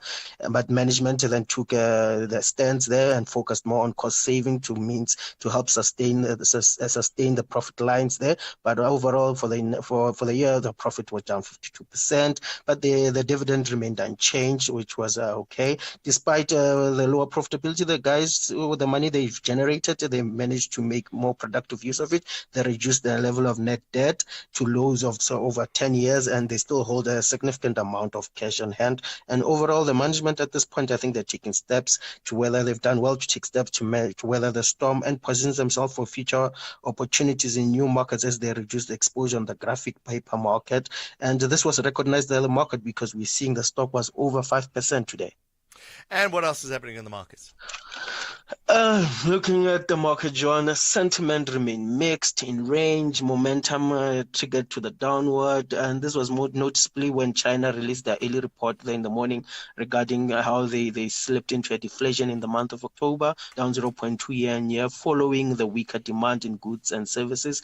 And this is a fair indication towards investors that they still need significant stimulus in order to see some material growth. And we're hoping that Xi Jinping going to the US and they're having those business meetings, we'll get some more information regarding that. Locally, local concerns were around the critical sectors of the economy, the mining, manufacturing, production data that contracted for the month of September, down 1.9, 4.3 year-on-year respectively. And this was linked to the usual suspects there. We're talking about load shedding, logistic challenges that are impacting these companies, and generally the weaker economic environment. But as it stands, John, when we go into the later trade and seeing how US proceeds, investors are now positioned in a more cautionary stance. They await Powell's speech later on today. We saw yesterday's speech didn't have much significance on what's going on, but we were hoping that today's speech will have more clues on interest rates, and then therefore investors can take a better stance. But with that said, market participants have crowded into the dollar. Bond yields ticked up slightly and stocks are mixed. We can pick up with the US there opening up early in the morning, the up 0.3, S&P 500, Nasdaq up 0.6 along with the Dow.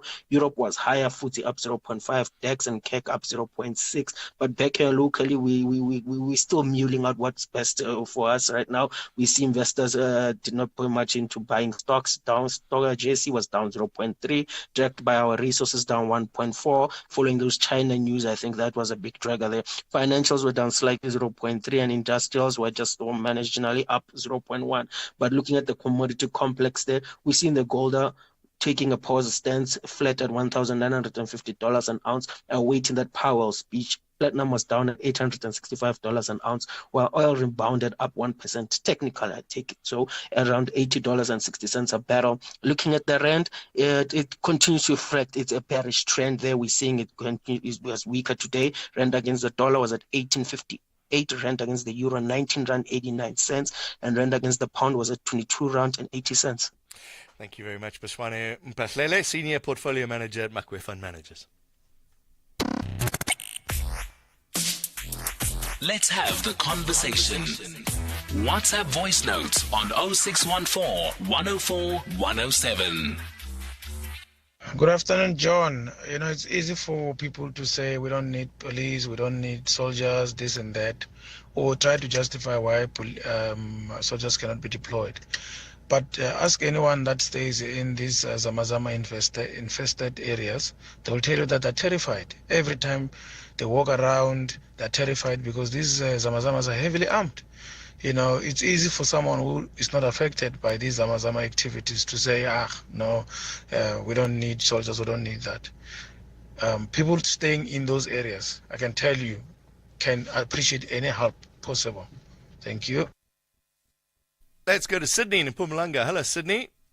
Oh, Brother John. Yeah. Sydney deliver in Akono Pushpakri. Yeah. Brother John, I want to talk about our national asset, the Springboks. As they are, Mabogabot. That is our pride. That is our pride. If we have the Kruger National Park, we have the Springboks, our Bogobo. If we have Table Mountain, as South Africans, we have the Springboks, our Bogobo. If we have the Drakensberg Mountain Range, we have the Springbok, Amabogobo. That's what defines us. Let's find pride in that. You know, at any corner in this world, on this planet, if I say from South Africa, already the Springboks, Amabogobo, have already made a mark. We are now known internationally as a country. Well, let's find pride in that. If I am a leader of a movement or a company, I've got my own likes and dislikes, and if I like this, I must not influence my subordinates, or those who follow me to like the things that I like. If I dislike this brand or this particular commodity, I must not influence my supporters on the structure that I've built or a movement, so that they must still not like what I like at the personal level, because that becomes an indoctrination. In other words, our leaders, they must understand at the same time, our political leaders in particular, we too are human beings as individuals who can make decisions on our own. If you like that, I may not like it. If you like that, I may not like it. That is how it is. But it's been evident throughout the street parades of Springbok, Amabogabok, that South Africans love the team. That one. Thank you very much. All right. Sydney, thank you very much. Sydney, having a little dig, I think, there, but also being very patriotic. I love it. So we have Table Mountain, the Drakensberg, and the Kruger Park. We have the Springboks. But let's see, in Pretoria, hi. John, good afternoon. How's it? Should I say good day? I'm okay. How are you? Liquor, go ahead. Great, man. John, I just want to comment on the interview you had with, it was David, on the issue of the... It was David van Wyk, lead researcher in mining safety. Yes, yeah. You know, I'm just very concerned, you know. I think one of the callers called, you know, I think I want to echo the sentiment of one of the callers and also one voice note now. You know, the Zamazamas, you know, I'm just even surprised why they've not been declared terrorists. Those people are terrorists, you know, if I can use that word. Communities are so terrorized by these people. Now, David comes here and uses the word such as xenophobia.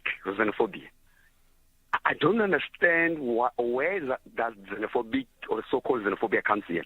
And so the fact that these people are from Lesotho, who are getting water from Lesotho, as he said we don't want them, but we get water from Lesotho. The water that we get from Lesotho, our government gives the Lesotho government billions of rand for the water. It cannot be justified that because we are getting water which is not for free from Lesotho, then these terrorists, as I call them, from Lesotho must come and terrorize our people and accept that. But and David, I'll just give it, let me finish, John. Yep. And David says, and we're being xenophobic. It's absolutely nonsensical. We can't accept that thing. There's nothing xenophobic about that. He was saying that the Zamazamas, the miners, the guys underground, they're just trying to eke out a living. It's the syndicates, it's the criminals above ground that are not only abusing the communities, as you say, but also the guys underground. That's the problem. No, John, they're actually living illegally. No, I'm not disagreeing with that. But that was his point. That was his point exactly. They're actually living illegally in a foreign country. Okay, John, I'm not disagreeing with you. That was exactly his point. They're doing it illegally. His point was to say if you legalize it and you control it and you license it, which is not only the mine closing down, but also the government's responsibility, then you kick out the syndicates, the guys with the guns, the ones that are terrorizing your community. I hear that submission I'm making, but here's the issue. Where does xenophobia come in? Why say xenophobic? He says it leads to xenophobia. Exactly what you're saying. It leads to xenophobia by saying, well, it's these Lesotho nationals that are causing trouble in the country. It leads to foreigners that are doing things illegally. No, not at all. No. John, actually, Minister of Home Affairs is using this term, which I agree. He says the word xenophobic has been used as a toy gun, which has been pointed at us as South Africans, where we are held to ransom, not to raise our views. Not South Africans go to Lesotho and do what Lesotho are doing here. We can't accept that, John. There's nothing xenophobic about that. Right. This thing is long that government should have deployed the army to deal with these people, which I call them terrorists. They are terrorizing our people. John, David is out of order to call us xenophobic. For defending our country. I think we must also be careful because the way I understood it, what David was saying is it leads to xenophobic thoughts if you don't control it. And is this not a great example of that? No, not at all. No. We can. There's nothing such. There's no need to even to use the word xenophobic. There's no such at all, John. The law of this country must be respected by everybody, even if you're a foreign national in this country. If you are illegal, but by being in the country illegally, it's wrong in the first place. But the worst thing is even to go and terrorize the citizens of those countries who are obeying the rules and the laws of that country. It cannot be. I think David.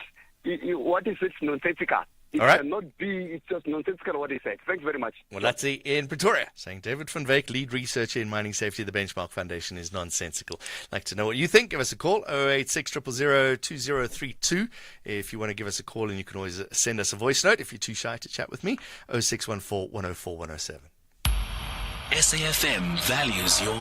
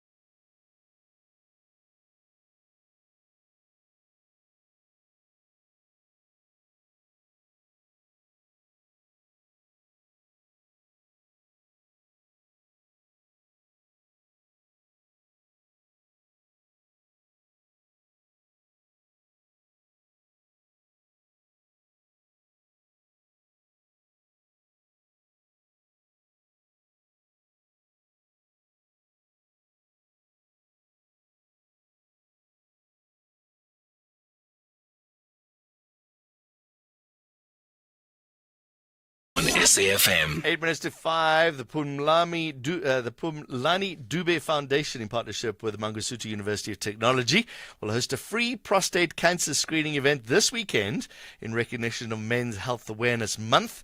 The event will be held from 9 in the morning to midday on Saturday, the 11th, at the MUT in Umlazi. Let's talk to the founder of the Pumlani Dube Foundation, Pumlani Dube. I see you've been busy on the socials, Pumlani, too. Yes, of course. Good afternoon, John. How's it? Okay, let's talk about screening for prostate cancer. Not something that is spoken about a lot by men. So how are you going to convince men to get screened? Yes, indeed, John. It is a very touchy subject and a very sensitive subject. Many men do not want to talk about this topic, and they are very shy to test for prostate cancer.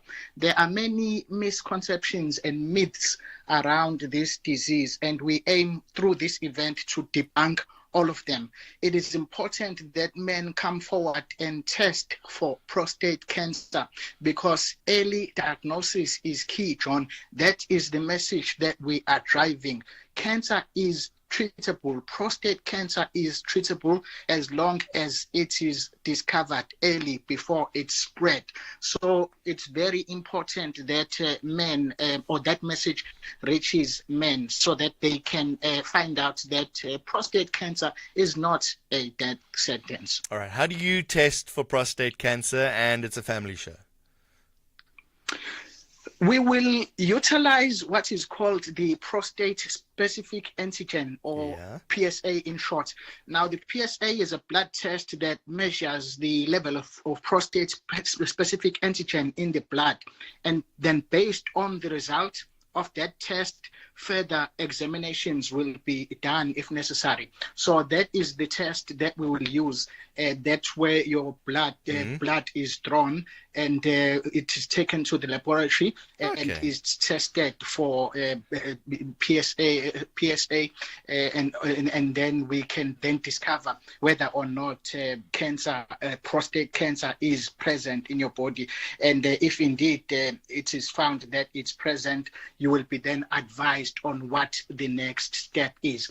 And at this event, we'll also have a prostate cancer survivor, Tumsani Pakis from Umlazi, who is very passionate about educating men around prostate cancer. He is living with the condition. He's a survivor, so he will be there as well to share his experiences and his journey of living with prostate cancer, to give hope to other men that it is really not a death sentence. Pumlani, I want to get back to the test. So how much blood do you take for this blood test? John, I will leave that to the doctors because I'm not a medical professional. I'm the founder of the Pumlani Dube Foundation, the organization that has organized the event in partnership with the Prostate Cancer Foundation of South Africa and Mangosuthu University of Technology. We will have a medical doctor on site who will be conducting the tests, and strict confidentiality is guaranteed. So the doctor will draw blood from the attendees, and the results will be received by the attendees straight from the doctor. Pumlani Dube will not know how much blood will be drawn from you. Pumlani Dube will not know what the results of the test will be. It's between you and the doctor. Who can go and get these free tests then, Pumlani? This is an invitation to all men age 40 and above, because what we find is that cancer, or men who are at risk of prostate cancer, are men aged 40 years and older. And the risk of prostate cancer increases rapidly when you reach 50. So we are inviting men 40 and above, but maybe below 75, to come and get tested. And we encourage men to bring their IDs so that we can ascertain that indeed people are the ages that they claim to be. I think the important thing is the misconceptions around prostate cancer as well, and that's what Dumasani Pakis is going to be talking about. Is it's, as you say, not a death sentence, is not as it doesn't have to be as personal as you think it has to be. And I bring this up all the time. We do a lot for breast cancer, we do a lot for prostate, for testicular cancer, but very little about the prostate just because of where it is. That's true. And also because generally men are very shy to get tested for anything. That's right. Men and doctors or doctors' rooms are not friends. So this is really to say that it's okay to come forward as a man and get tested, and you'll thank yourself later. We'll also be there as well. We will be tested in front of everyone to show that it's okay to test for prostate cancer. And also, John, another problem is that many guys do not want to know their status for other conditions.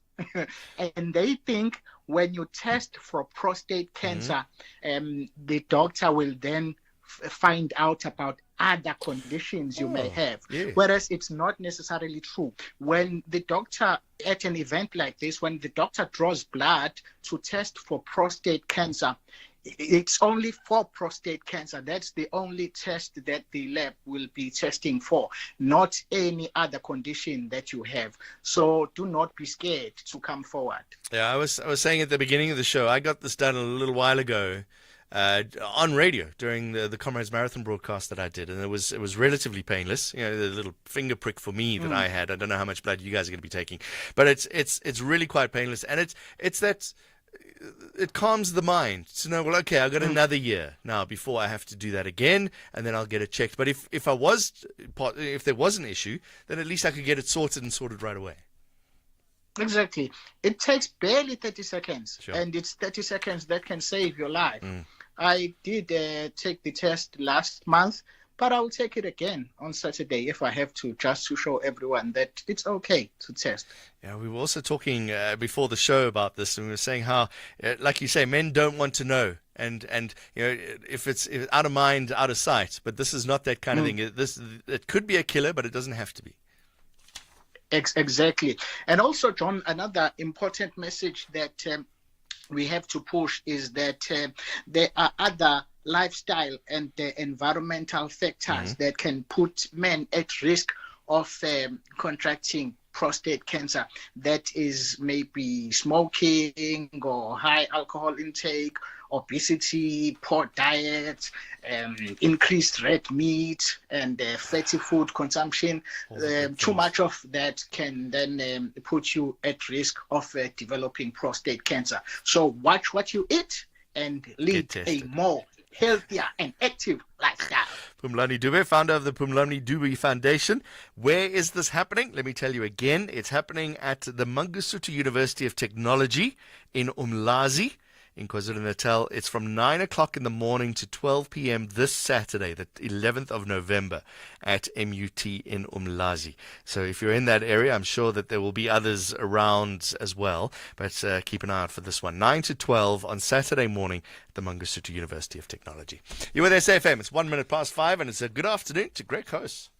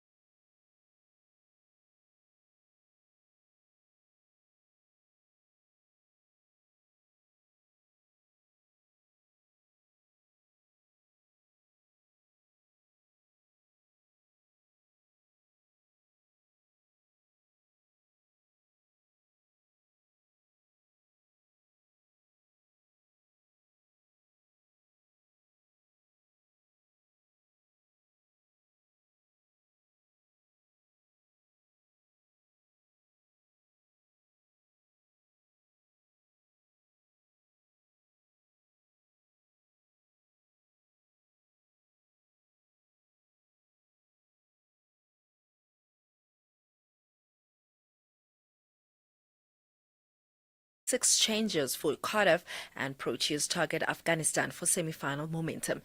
More details at 5:30.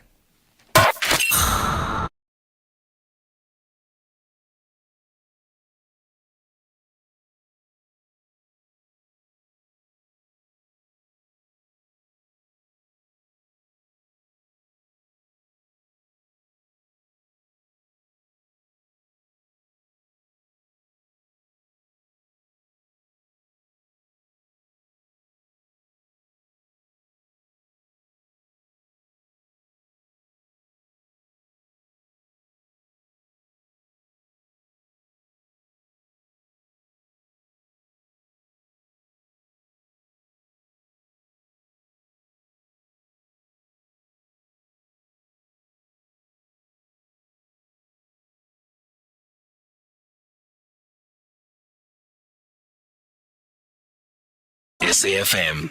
Into the final hour of Beyond the Headline we go. I'm John in for Eldrin. Good afternoon to you. Welcome to you. Thank you very much for joining us. We've got plenty calls and WhatsApps and messages to get through. We'll get through some of those now, I think. We got a few of those, so we'll get through those. Let's just go through Malaga. I just wanted to, Zamazamas are aliens who have entered our country illegally and are illegally digging inside disused mines in South Africa, disrupting SA society, a thing they wouldn't dare in their own countries. The laws are there. The will to enforce them is absent in almost all spheres of South African society, says Malaga. Thank you very much for that. It's a text message, an SMS. Where's that audio coming from? Strange. It's okay. Let's go to a couple of voice notes before we go to the phone. We're not? Where are we going now? We're going straight to the interview. Excellent, because it's the interview. It's a Thursday, so we get to spend a little time on a topic, and today we have focused on persons with disabilities.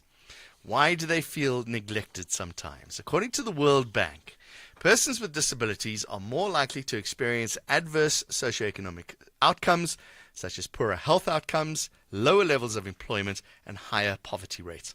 In South Africa, the public sector, as a major employer and as custodian of policies promoting the empowerment of persons with disabilities, is under particular obligation to ensure that employment of persons with disabilities is achieved. The focus is the 2% representation of persons with disabilities across all levels. But is that the case? 30 years into democracy, has our country done enough to attend to the needs of persons with disabilities? Let's find out more. We have two people on the line. Let's start with Magic Nkwashu, independent disability analyst and human rights activist. Magic, thank you very much for joining us. From what I understand, even that 2% of representation is low because, was it 15% of the world's population identify as a person with a disability? Indeed, and good afternoon, John, and to the listeners. And if you translate it to the South African population, you can say 15% of the 62 million South Africans are people with disabilities. So I must say that since the dawn of our democracy, we have moved 30 steps back when it comes to issues of people with disabilities. The inequality is huge, the poverty levels, and even the lack of employment. You have just mentioned the 2% target. The Employment Equity Report has indicated, I think around April, that the employment of people with disabilities is less than 2%. Wow. That is in both the public and the private sector. Yet the target has been increased. It's now 7%, John. That's how our government is failing people with disabilities. You say 30 steps back. So how have things changed in the last 30 years? We've got one of the beautiful legislation from our Constitution, Chapter 2, Bill of Rights, talks about people with disabilities. We've had the Integrated National Disability Strategy, which was based in the office of the Deputy President then, Thabo Mbeki, from 1997. And later now, around 2015, we've got the White white paper on the rights of persons with disabilities, and we are also a signatory when it comes to the UN Convention on the Rights of Persons with Disabilities, as well as its optional protocol. But yet, the rights of persons with disabilities continue to be violated by both government as well as the private sector. You have talked about the issues of socio-economic rights. People with disabilities are left behind in everything which is happening in our country. When you talk about the high unemployment rate in the country generally, the situation is worse when it comes to those with disabilities. Besides employment, what about the facilities? That's always an issue. I mean, I'm here on the 6th floor at the SABC. I work with people with disabilities, and when there's load shedding, there's only steps. So what's the situation there? Indeed, the inaccessibility remains a serious issue, particularly when it comes to public buildings, which even our own government occupies. Even the buildings that are being built as we speak now, people still fail to follow the right measurements. And when you talk about the issue of transport, particularly, which is supposed to move people around, it's a dismal failure when it comes to our National Department of Transport. Currently, as I speak to you, John, there is a case which one organization has taken to the Equality Court using PEPUDA around the lack of accessibility of transport for people with disabilities. Transport Users Group has taken the city of Ekurhuleni, city of Johannesburg, Tshwane municipality, as well as the National Department of Transport and the Gauteng Department of Transport. The matter now has been taken to the South African Human Rights Commission, who will be tackling this issue through an inquiry on the 20th of November. Imagine 30 years into our democracy, people with disabilities are still struggling. All modes of transport, whether you talk about road, rail, or even travel, it's still a serious challenge.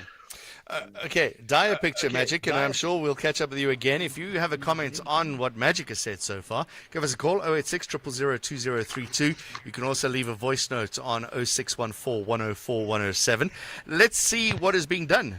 Benny Padime is the Director, Advocacy and Mainstreaming Rights of Persons with Disabilities at the Department of Women, Youth and Persons with Disabilities. Benny, thank you very much for joining us. Not a pretty picture that your department is doing. Good afternoon, John. And look, I think Magic is painting a bleak picture, and I tend to disagree with him to a certain extent. There have been strides that have been made by government. If I can tell you, I started this process in 1997 myself, actually 96 to be specific. And at that time, we actually dealt with the Integrated National Disability Strategy as an approach of saying it's a mandate document. Okay? So then we moved on to implementation plans, and currently we have the white paper on the rights of persons with disabilities, which has an implementation matrix. It's probably the best policy on disability in Africa. Right. To this extent. So, but hold on. Benny, I want to understand. You started that in 96? 96. And you only have a white paper now? No. We had the Integrated National Disability Strategy in 1997. Okay. So why has nothing been done? Which was a mandate document. Okay. And because we were setting up structures and systems in government to ensure that persons with disabilities are able to be included. And in 1998, when we started, we actually started right away with the employment of persons with disabilities, because we thought this is the biggest part, and education. Okay, so those were the two, because already health and social development or welfare at that time had programs that already were being implemented. And we don't say that persons with disabilities don't need medical care; they do. And we don't say that they don't need welfare services; they do. But I think what we did at the time actually what I did was to make sure that we shift from the medical model to the social model, all right, which is a human right and a developmental perspective. You can see that it's a world change, basically. We initiated that whole process in South Africa. So I'm saying to you, we've got policies in place, okay? We've got laws in place. We're actually working, and I'll talk to you about it at the end of the program, towards the end. We're working towards a Disability Act, which is coming up very soon. Now, because the problem is, if you don't enforce... Yes, if you don't have an enforcement mechanism, there is a process of non-compliance by government officials, okay, and business, the private sector and so forth. So we get into a point of enforcement. Now, currently, I can tell you, there are laws that are currently protecting persons with disabilities, right? Their rights, okay? If you look at the legal aspects from the health perspective, there are protections for persons with disabilities. Social assistance, it's there. Sense of employment, it's there. If you look at all the acts, Basic Conditions of Employment Act, Employment Equity Act, Labor Relations Act, all of those have disability Benny, considerations. Benny, all this sounds wonderful, but why is Magic, when I ask Magic, have things changed in 30 years, he says no. You've put all these things in place.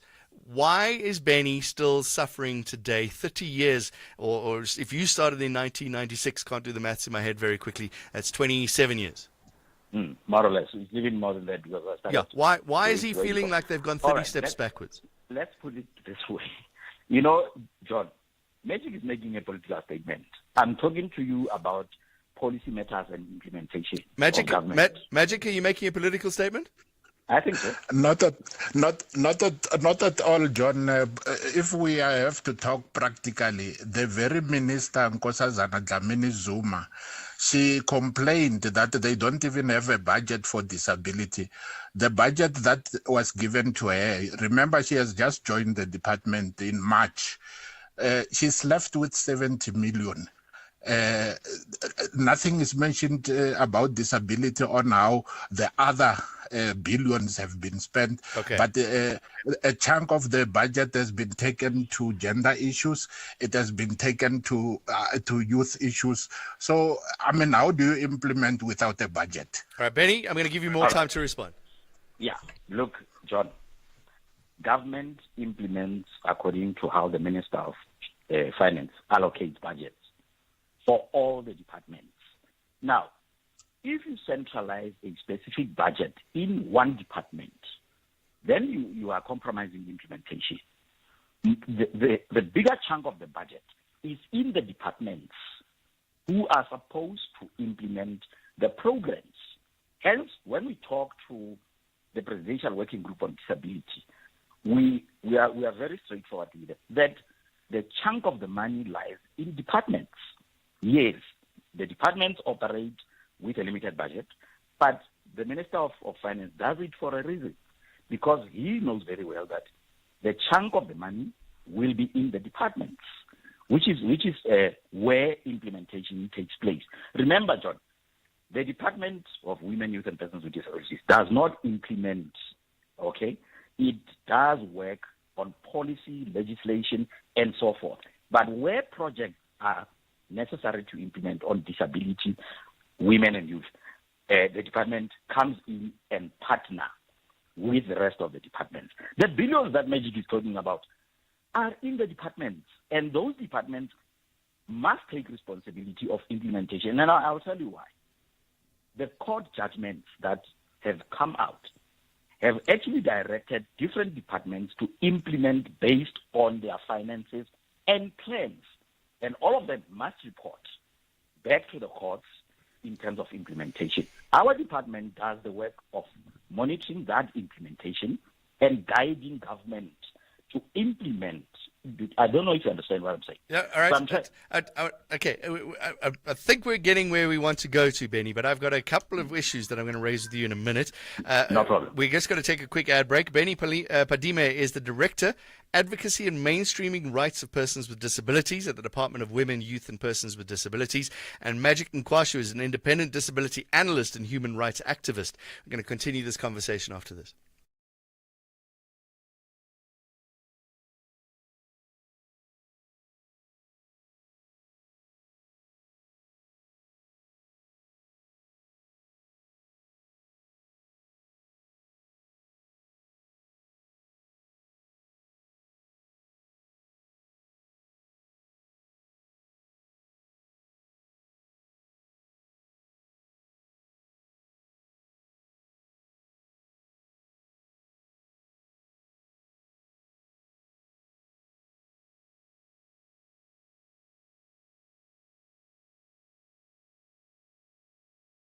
In Mpumalanga, officials say vehicle license disc fraud saw the provincial government losing 35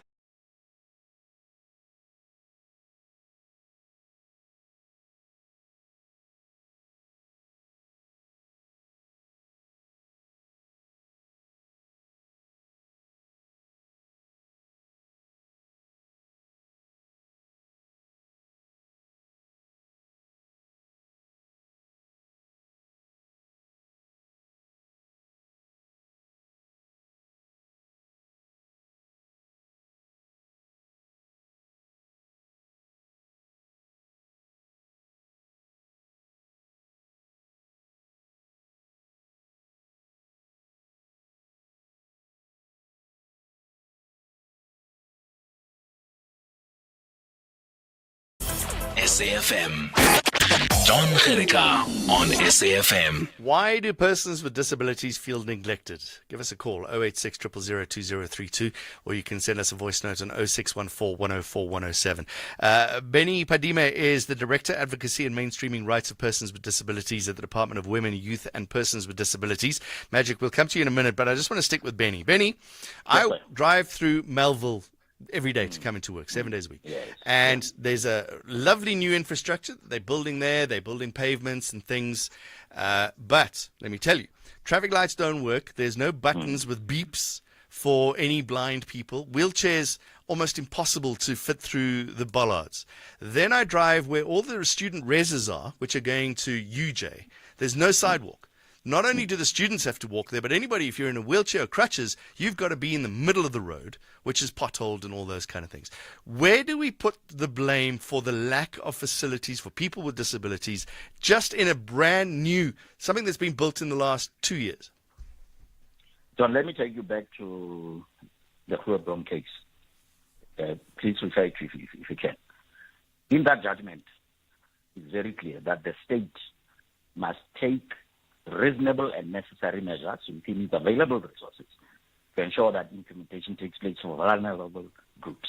Now, the state must take responsibility. Okay? Yep. Therefore, I'm saying to you, we are working with, for instance, the Council for the Built Environment. We're working with the municipalities. We're working with the National Department of Transport. Very soon we'll have a summit where we're going to discuss the very issue that Magic is raising. And I'm interacting directly with different areas within transport itself, public transport, freight, road, aviation, all of that. We had a roundtable where we had a discussion to say this is the direction you must take. Remember, John, if you are going to stop guiding officials in government, they will not actually know what to do and how to do it. Now we do that guidance. Where there is a problem, then we properly deal with the matter from either recommending constitutional changes like we've done with the South African Sign Language in South Africa, or we recommend that the department should put regulations, specific department must put regulations that are enforceable, or we ensure that all the court judgments that are out there must be enforced. For instance, let me tell you, the copyright bill. The whole books thing, yeah. Yeah. All right, Benny, I kind of feel from what I'm hearing from you, it sounds as if what you're doing is right. But I think, and I'm going to go to an anonymous call in a minute, and Magic, just agree or disagree with me. It's all very well having these policies and laws and mandates and strategies, but on the ground, people are not feeling those changes. 2% of people with disabilities are not employed or are employed. 2%, it should be 15. There are no sidewalks. There are no things. My question to you is, it's all very well you doing your job. Who's not doing their job? What I'm saying to you, John, is we are guiding officials. Benny, who's not doing their job, Benny? No, wait. I just wanted to come to you proper, so that I give you a direct answer. We ensure that government officials are given tools to implement. Right? Now, Parliament has an oversight role over the whole work. What we need to do is to deal with the paradigm shift and how officials in government implement these types of policies. You understand what I'm saying? So that's why we are looking at those three options: policy, enforcement, existing laws to be amended, and the new laws to be introduced, and then overarching act, which would actually put enforcement on the table, so that any official who does not comply, obviously they've broken the law. Then the law deals with them directly. I want to know who they are, Benny. You've told me lovely things and they sound wonderful. Let's talk to some feet on the ground. Anonymous in Eastern Cape. Hi, what's your experience? Good day, Mr. Gericke and the guest. I'm also one of the citizens of this country who also lives with disability. You know, Mr. Gericke, I fully agree with you, sir. You might not have a disability, but you do have empathy for us as ordinary citizens who have disabilities. Now, it's easy for Mr. Fatima for his speeches, you know, that is presenting on the radio. But in this one, referring to their policies, government policies and strategies and money, they are not meeting it. What about that people on the ground who are not even being neglected? You know, I go to tertiary institutions in the Eastern Cape where I am. They are neglecting us. They do not even take us. We have to go to different provinces. I myself, I had to go to KZN in 2018 to do transport and logistics program. I was not taken in a province. None of the tertiary institutions. You go to employment sector, as you said, stated, Mr. Gericke, under low levels of employment, under 2%, even below 2% of employment. Okay, Anonymous, we're running out of time, but I think your message has been well made. Magic, I want to give you the last word. Benny, I just want you to answer to that. As director, are you making notes here from people and from me that are saying things are not working on the ground? It's all very well having things up in Parliament and having these discussions and bosparats and talk shops. People with disabilities need jobs, they need the health care that Magic was talking about, and they need social support. Here's the point. The issue is implementation. And that's what we are now enforcing. We are moving towards that direction because we feel also, remember, John, we sit between government and persons with disabilities. It's our responsibility to ensure that these officials who are working within government are able to implement. Just to address your quick question around the employment, just recently, Cabinet has approved that the 2% must go to 3% within 24-25, 4% within the next year, up to 2030 to 7%. So that has been approved by Cabinet. The President has made sure that all ministers understand that very clearly. So we are moving towards the right direction. The only difficulty, yes, I agree with you, it's implementation. And it's our responsibility to ensure that the officials that are working in government do that work. And we are doing that. So we're ensuring that departments must now take direct responsibility to ensure that they implement these policies. All right, I'm going to let you go. Benny Padima is the Director, Advocacy and Mainstreaming Rights of Persons with Disabilities at the Department of Women, Youth and Persons with Disabilities. Magic Nkwashu is an independent disability analyst and human rights activist. Hearing everything that Benny said, are these steps in the right direction? Not at all, John. People with disability cannot eat policy. They need tangible things. There's been a lot of talks in the past 30 years. So it's about time that the people with disability stand by themselves, because even organizations representing people with disabilities are failing in this regard to hold government as well as the private sector into some responsibility. So people with disability need to start using the Equality Court, PEPUDA in particular, so that their rights can be observed. I think it is that time now that they need to start taking cases like the case that I've just given an example around transport. So we need to start making sure that all our rights that has been violated are taken care of by the courts. Yeah, and making noises when construction things aren't working. Get some people out there and protest. Make a noise. Indeed. You are right, John. And nothing about us without us. It should be a reality. It shouldn't be just a slogan. All right, Magic Ngwashu, thank you very much. Independent disability analyst and human rights activist. Brings us to exactly 5:31. You're with SAFM. We've got sport and traffic coming up in a moment. Great Coast with your headlines first.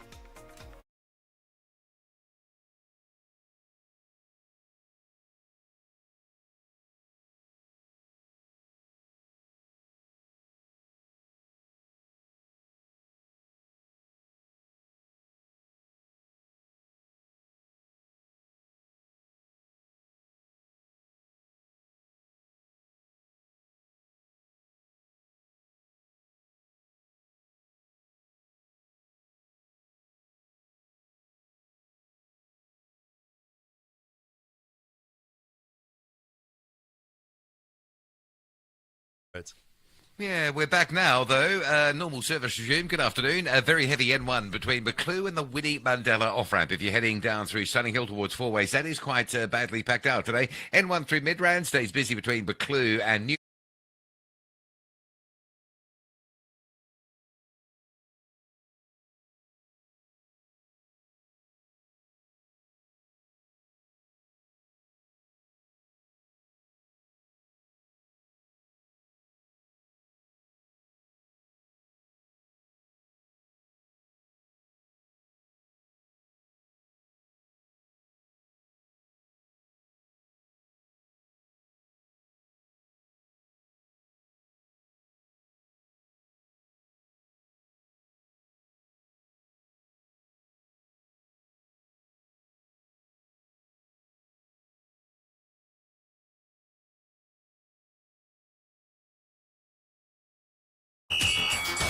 Let's see what she's going to start with. I'm going to predict Champions League football.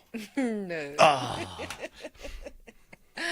We're starting with the Cricket World Cup where New Zealand beat Sri Lanka by 5 wickets to move a step closer to booking a spot in the World Cup semi-final, chasing 172.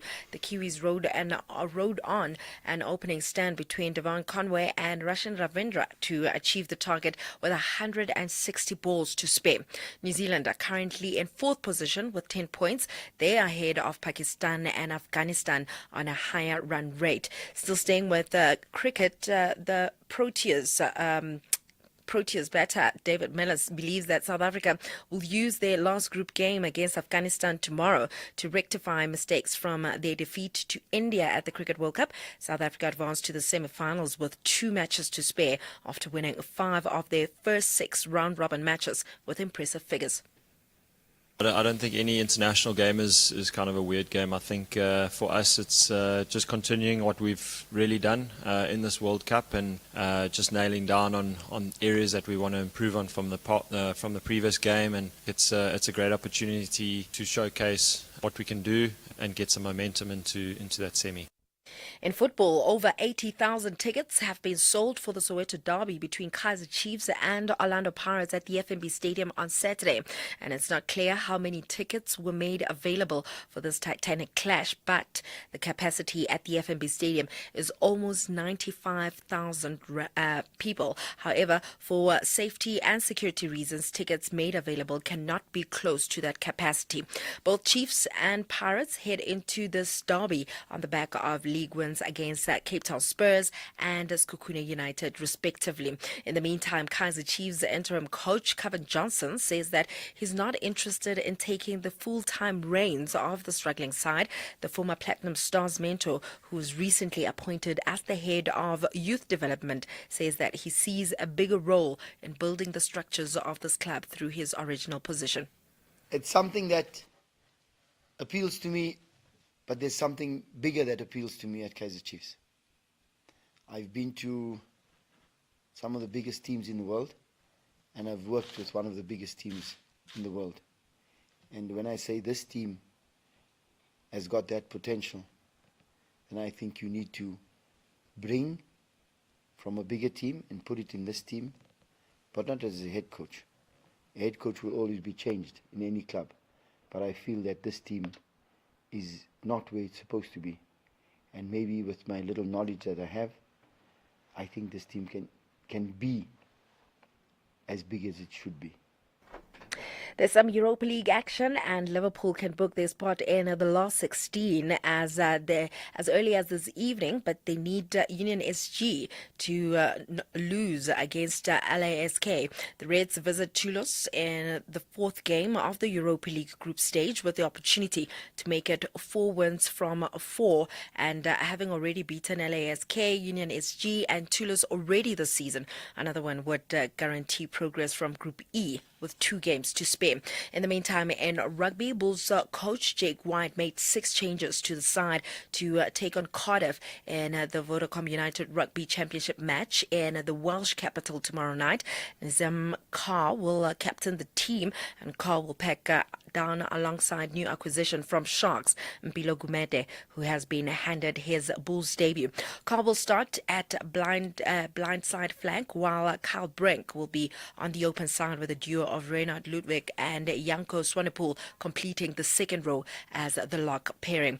Then ending things off with motorsport. After 11 years and 6 titles and 59 Grand Prix with Honda, Marc Marquez will be leading the Japanese team at the end of this year and will be joining Italian side Gresini Racing, the satellite team for Ducati. Now, despite his titles and victories, Marquez admits that he has doubts about this new bike until he tries it out himself. Last month's Australian Grand Prix marked the 6th time this season that Ducati riders have landed 3 places on the podium, but Marquez is still concerned regardless of these stats. After a big decision, honestly speaking, still you have some laps. And yeah, it's super difficult to jump to the other bike and straight away win on the first year. But it's true that by the results, I'm moving to the best bike. First, second, and third rider in the championship are riding this bike. So in the end, no excuses. The bike is there. On that note, it's a wrap from my side. For SAFM Sport, I'm Duming Khapele Mudimugyo. One of the most violent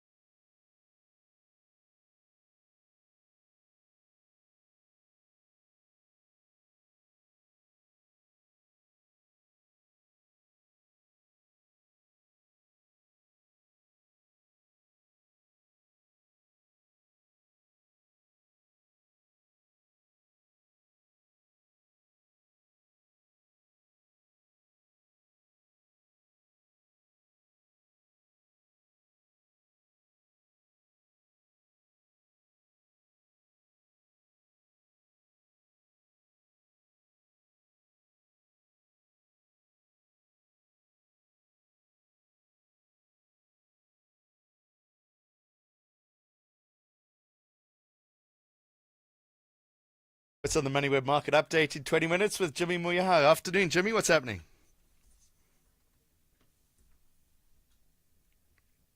We'll get Jimmy on the line. Sorry, Jimmy, we missed you at the beginning. What's happening? Good afternoon, John. Good afternoon to the listeners. We take a look at SAPI results in today's show. We speak to the CEO around the results. Not the strongest set of results with profits declining, but they still managed to pay out a dividend to shareholders. We speak to Eskom about their latest plans to launch a battery storage project, and it's set to be the largest battery storage project in Africa. We know Eskom's been battling a myriad of other problems, so this will be interesting to see how this fits into the scheme of things. We speak to their operations enablement department around that. And then we take a look at Nova. Nova is the property management company that managed or took over the management of Sharemax properties. If you remember, Sharemax was a property syndication group that owned the likes of the Village Mall, the Zambezi Retail Mall, the Magalieskrain Mall, the Nelspruit Hyper. They had a huge property portfolio at some stage, and the properties in large part were paid off.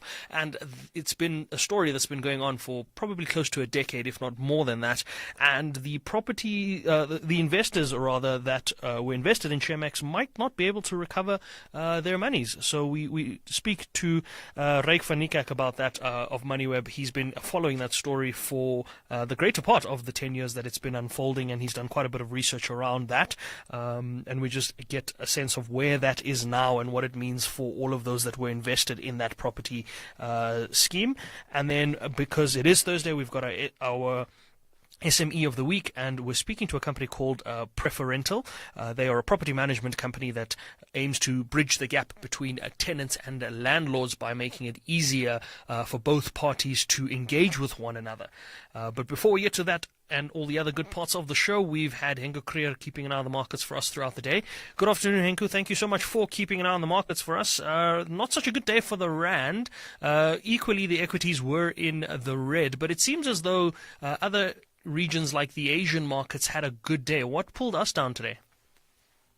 Absolutely, yes. Let's have a look. Hello, Jimmy. Hi, John, and good evening to all the listeners. Yeah, if you have a look at what's going on in the US markets at the moment, we see that the Dow Jones, the S&P 500, and Nasdaq falling behind and dropping by about 0.3%. But it's still early, so let's see where that will go, and then I'll just briefly touch on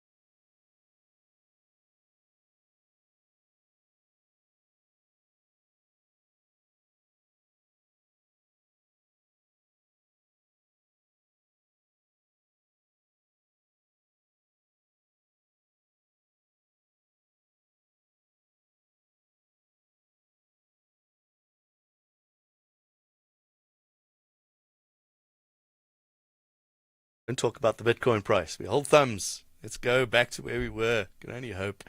Let's take voice notes. Plenty to get through. Let's go back in time to when we were talking about Zamazamas on the show. Hi, John. Edwin here in Bloemfontein. John, these Zamazamas, they are getting the gold, whatever they are taking there. They are getting the gold. Because if you are not getting something, you're going to leave to another place. Why they are staying on a specific places? It's obvious there's something there. So why our government why can't we check what are they doing there? If there is a gold, why can't they open that mine and employ the people? Why? Good afternoon, John. This is Agima Tebola. John, Mr. Ramaphosa is right to deploy soldiers. Who is trusting our subs now?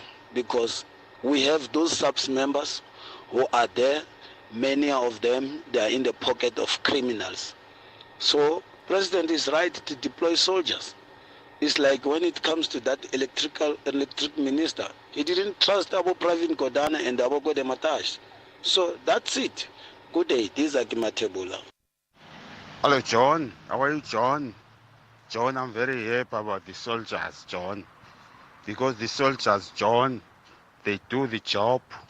They don't take side, either a foreign national, a citizen. They deal with you according. I'm very happy, John. I know what my name is now, at least. Thanks. Percy in Motosana. Hello, Percy. Yeah, good evening, John. How are you, my brother? Leke, go ahead. Jambo Africa, happy disability, man. John, I want to comment on the issue of disability and disability, John. Things are tough for us, John. I want to be honest with you. Things are tough, and our government, they keep failing us. Even when you go to the election, we are using they are voting us for special vote. We are voting before people they vote. Right. They told us even when you come to job opportunity, they are recognized us as a disability. You can write your CV as a disability, put medical report. Nothing comes out as a disability. Even now, I'm struggling to get RDP housing in Matosana, but they prioritize the foreigners.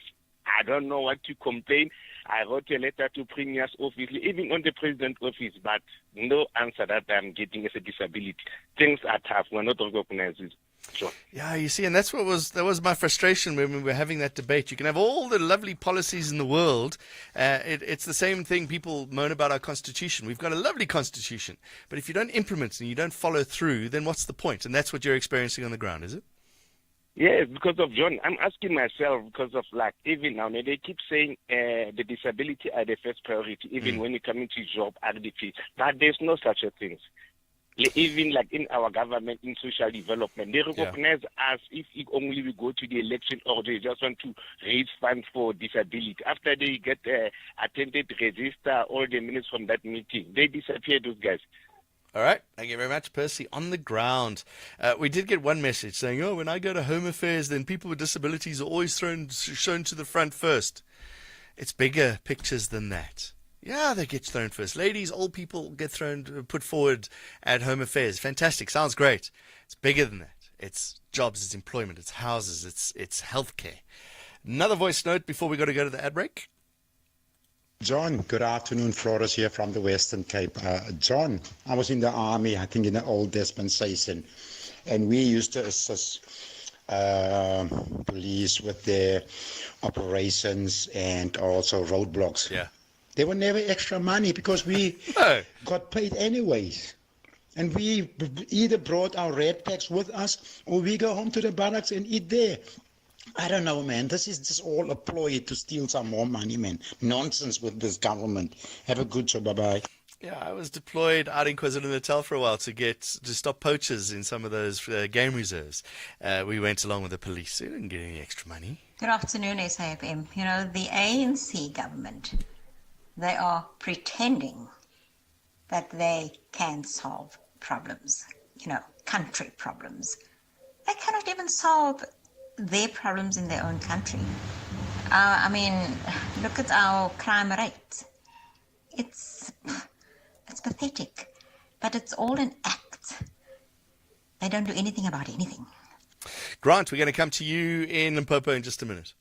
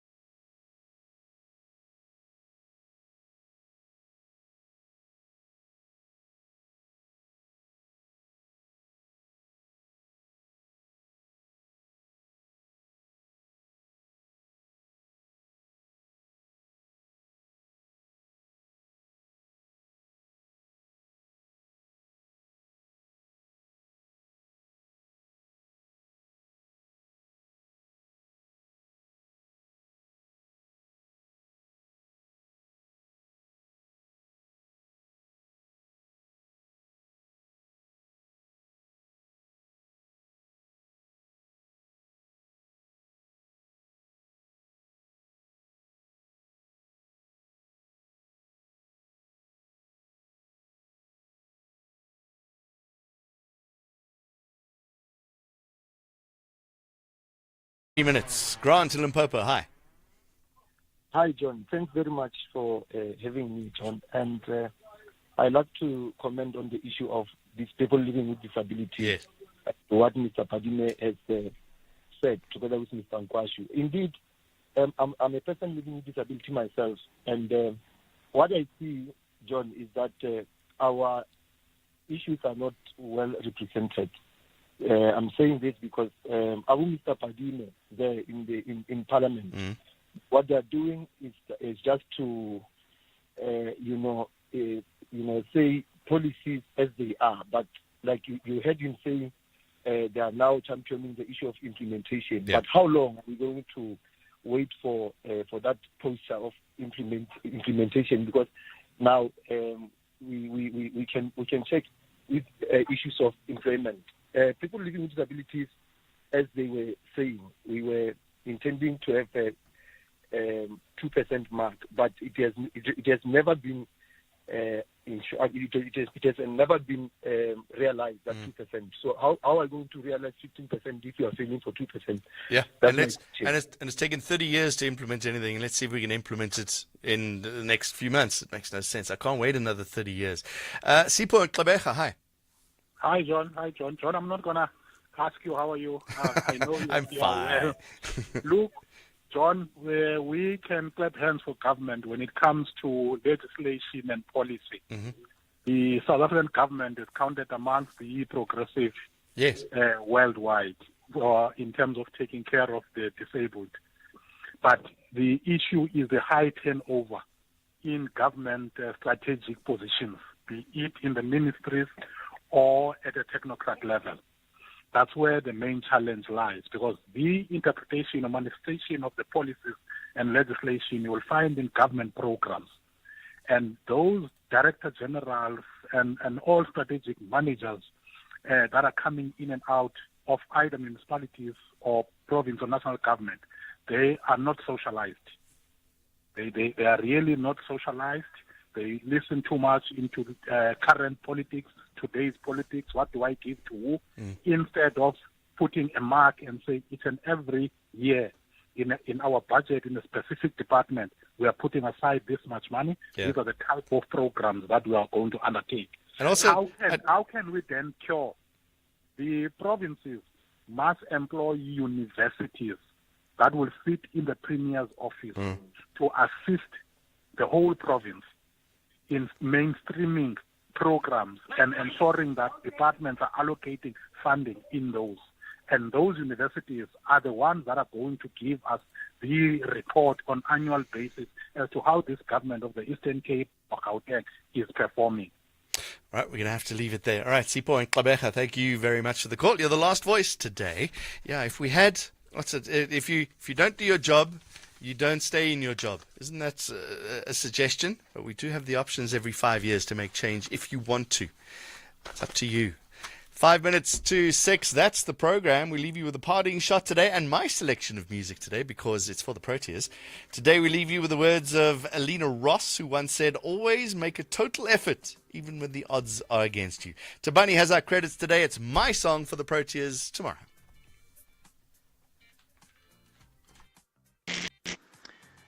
My name is Tabani from Pinetown. Thank you,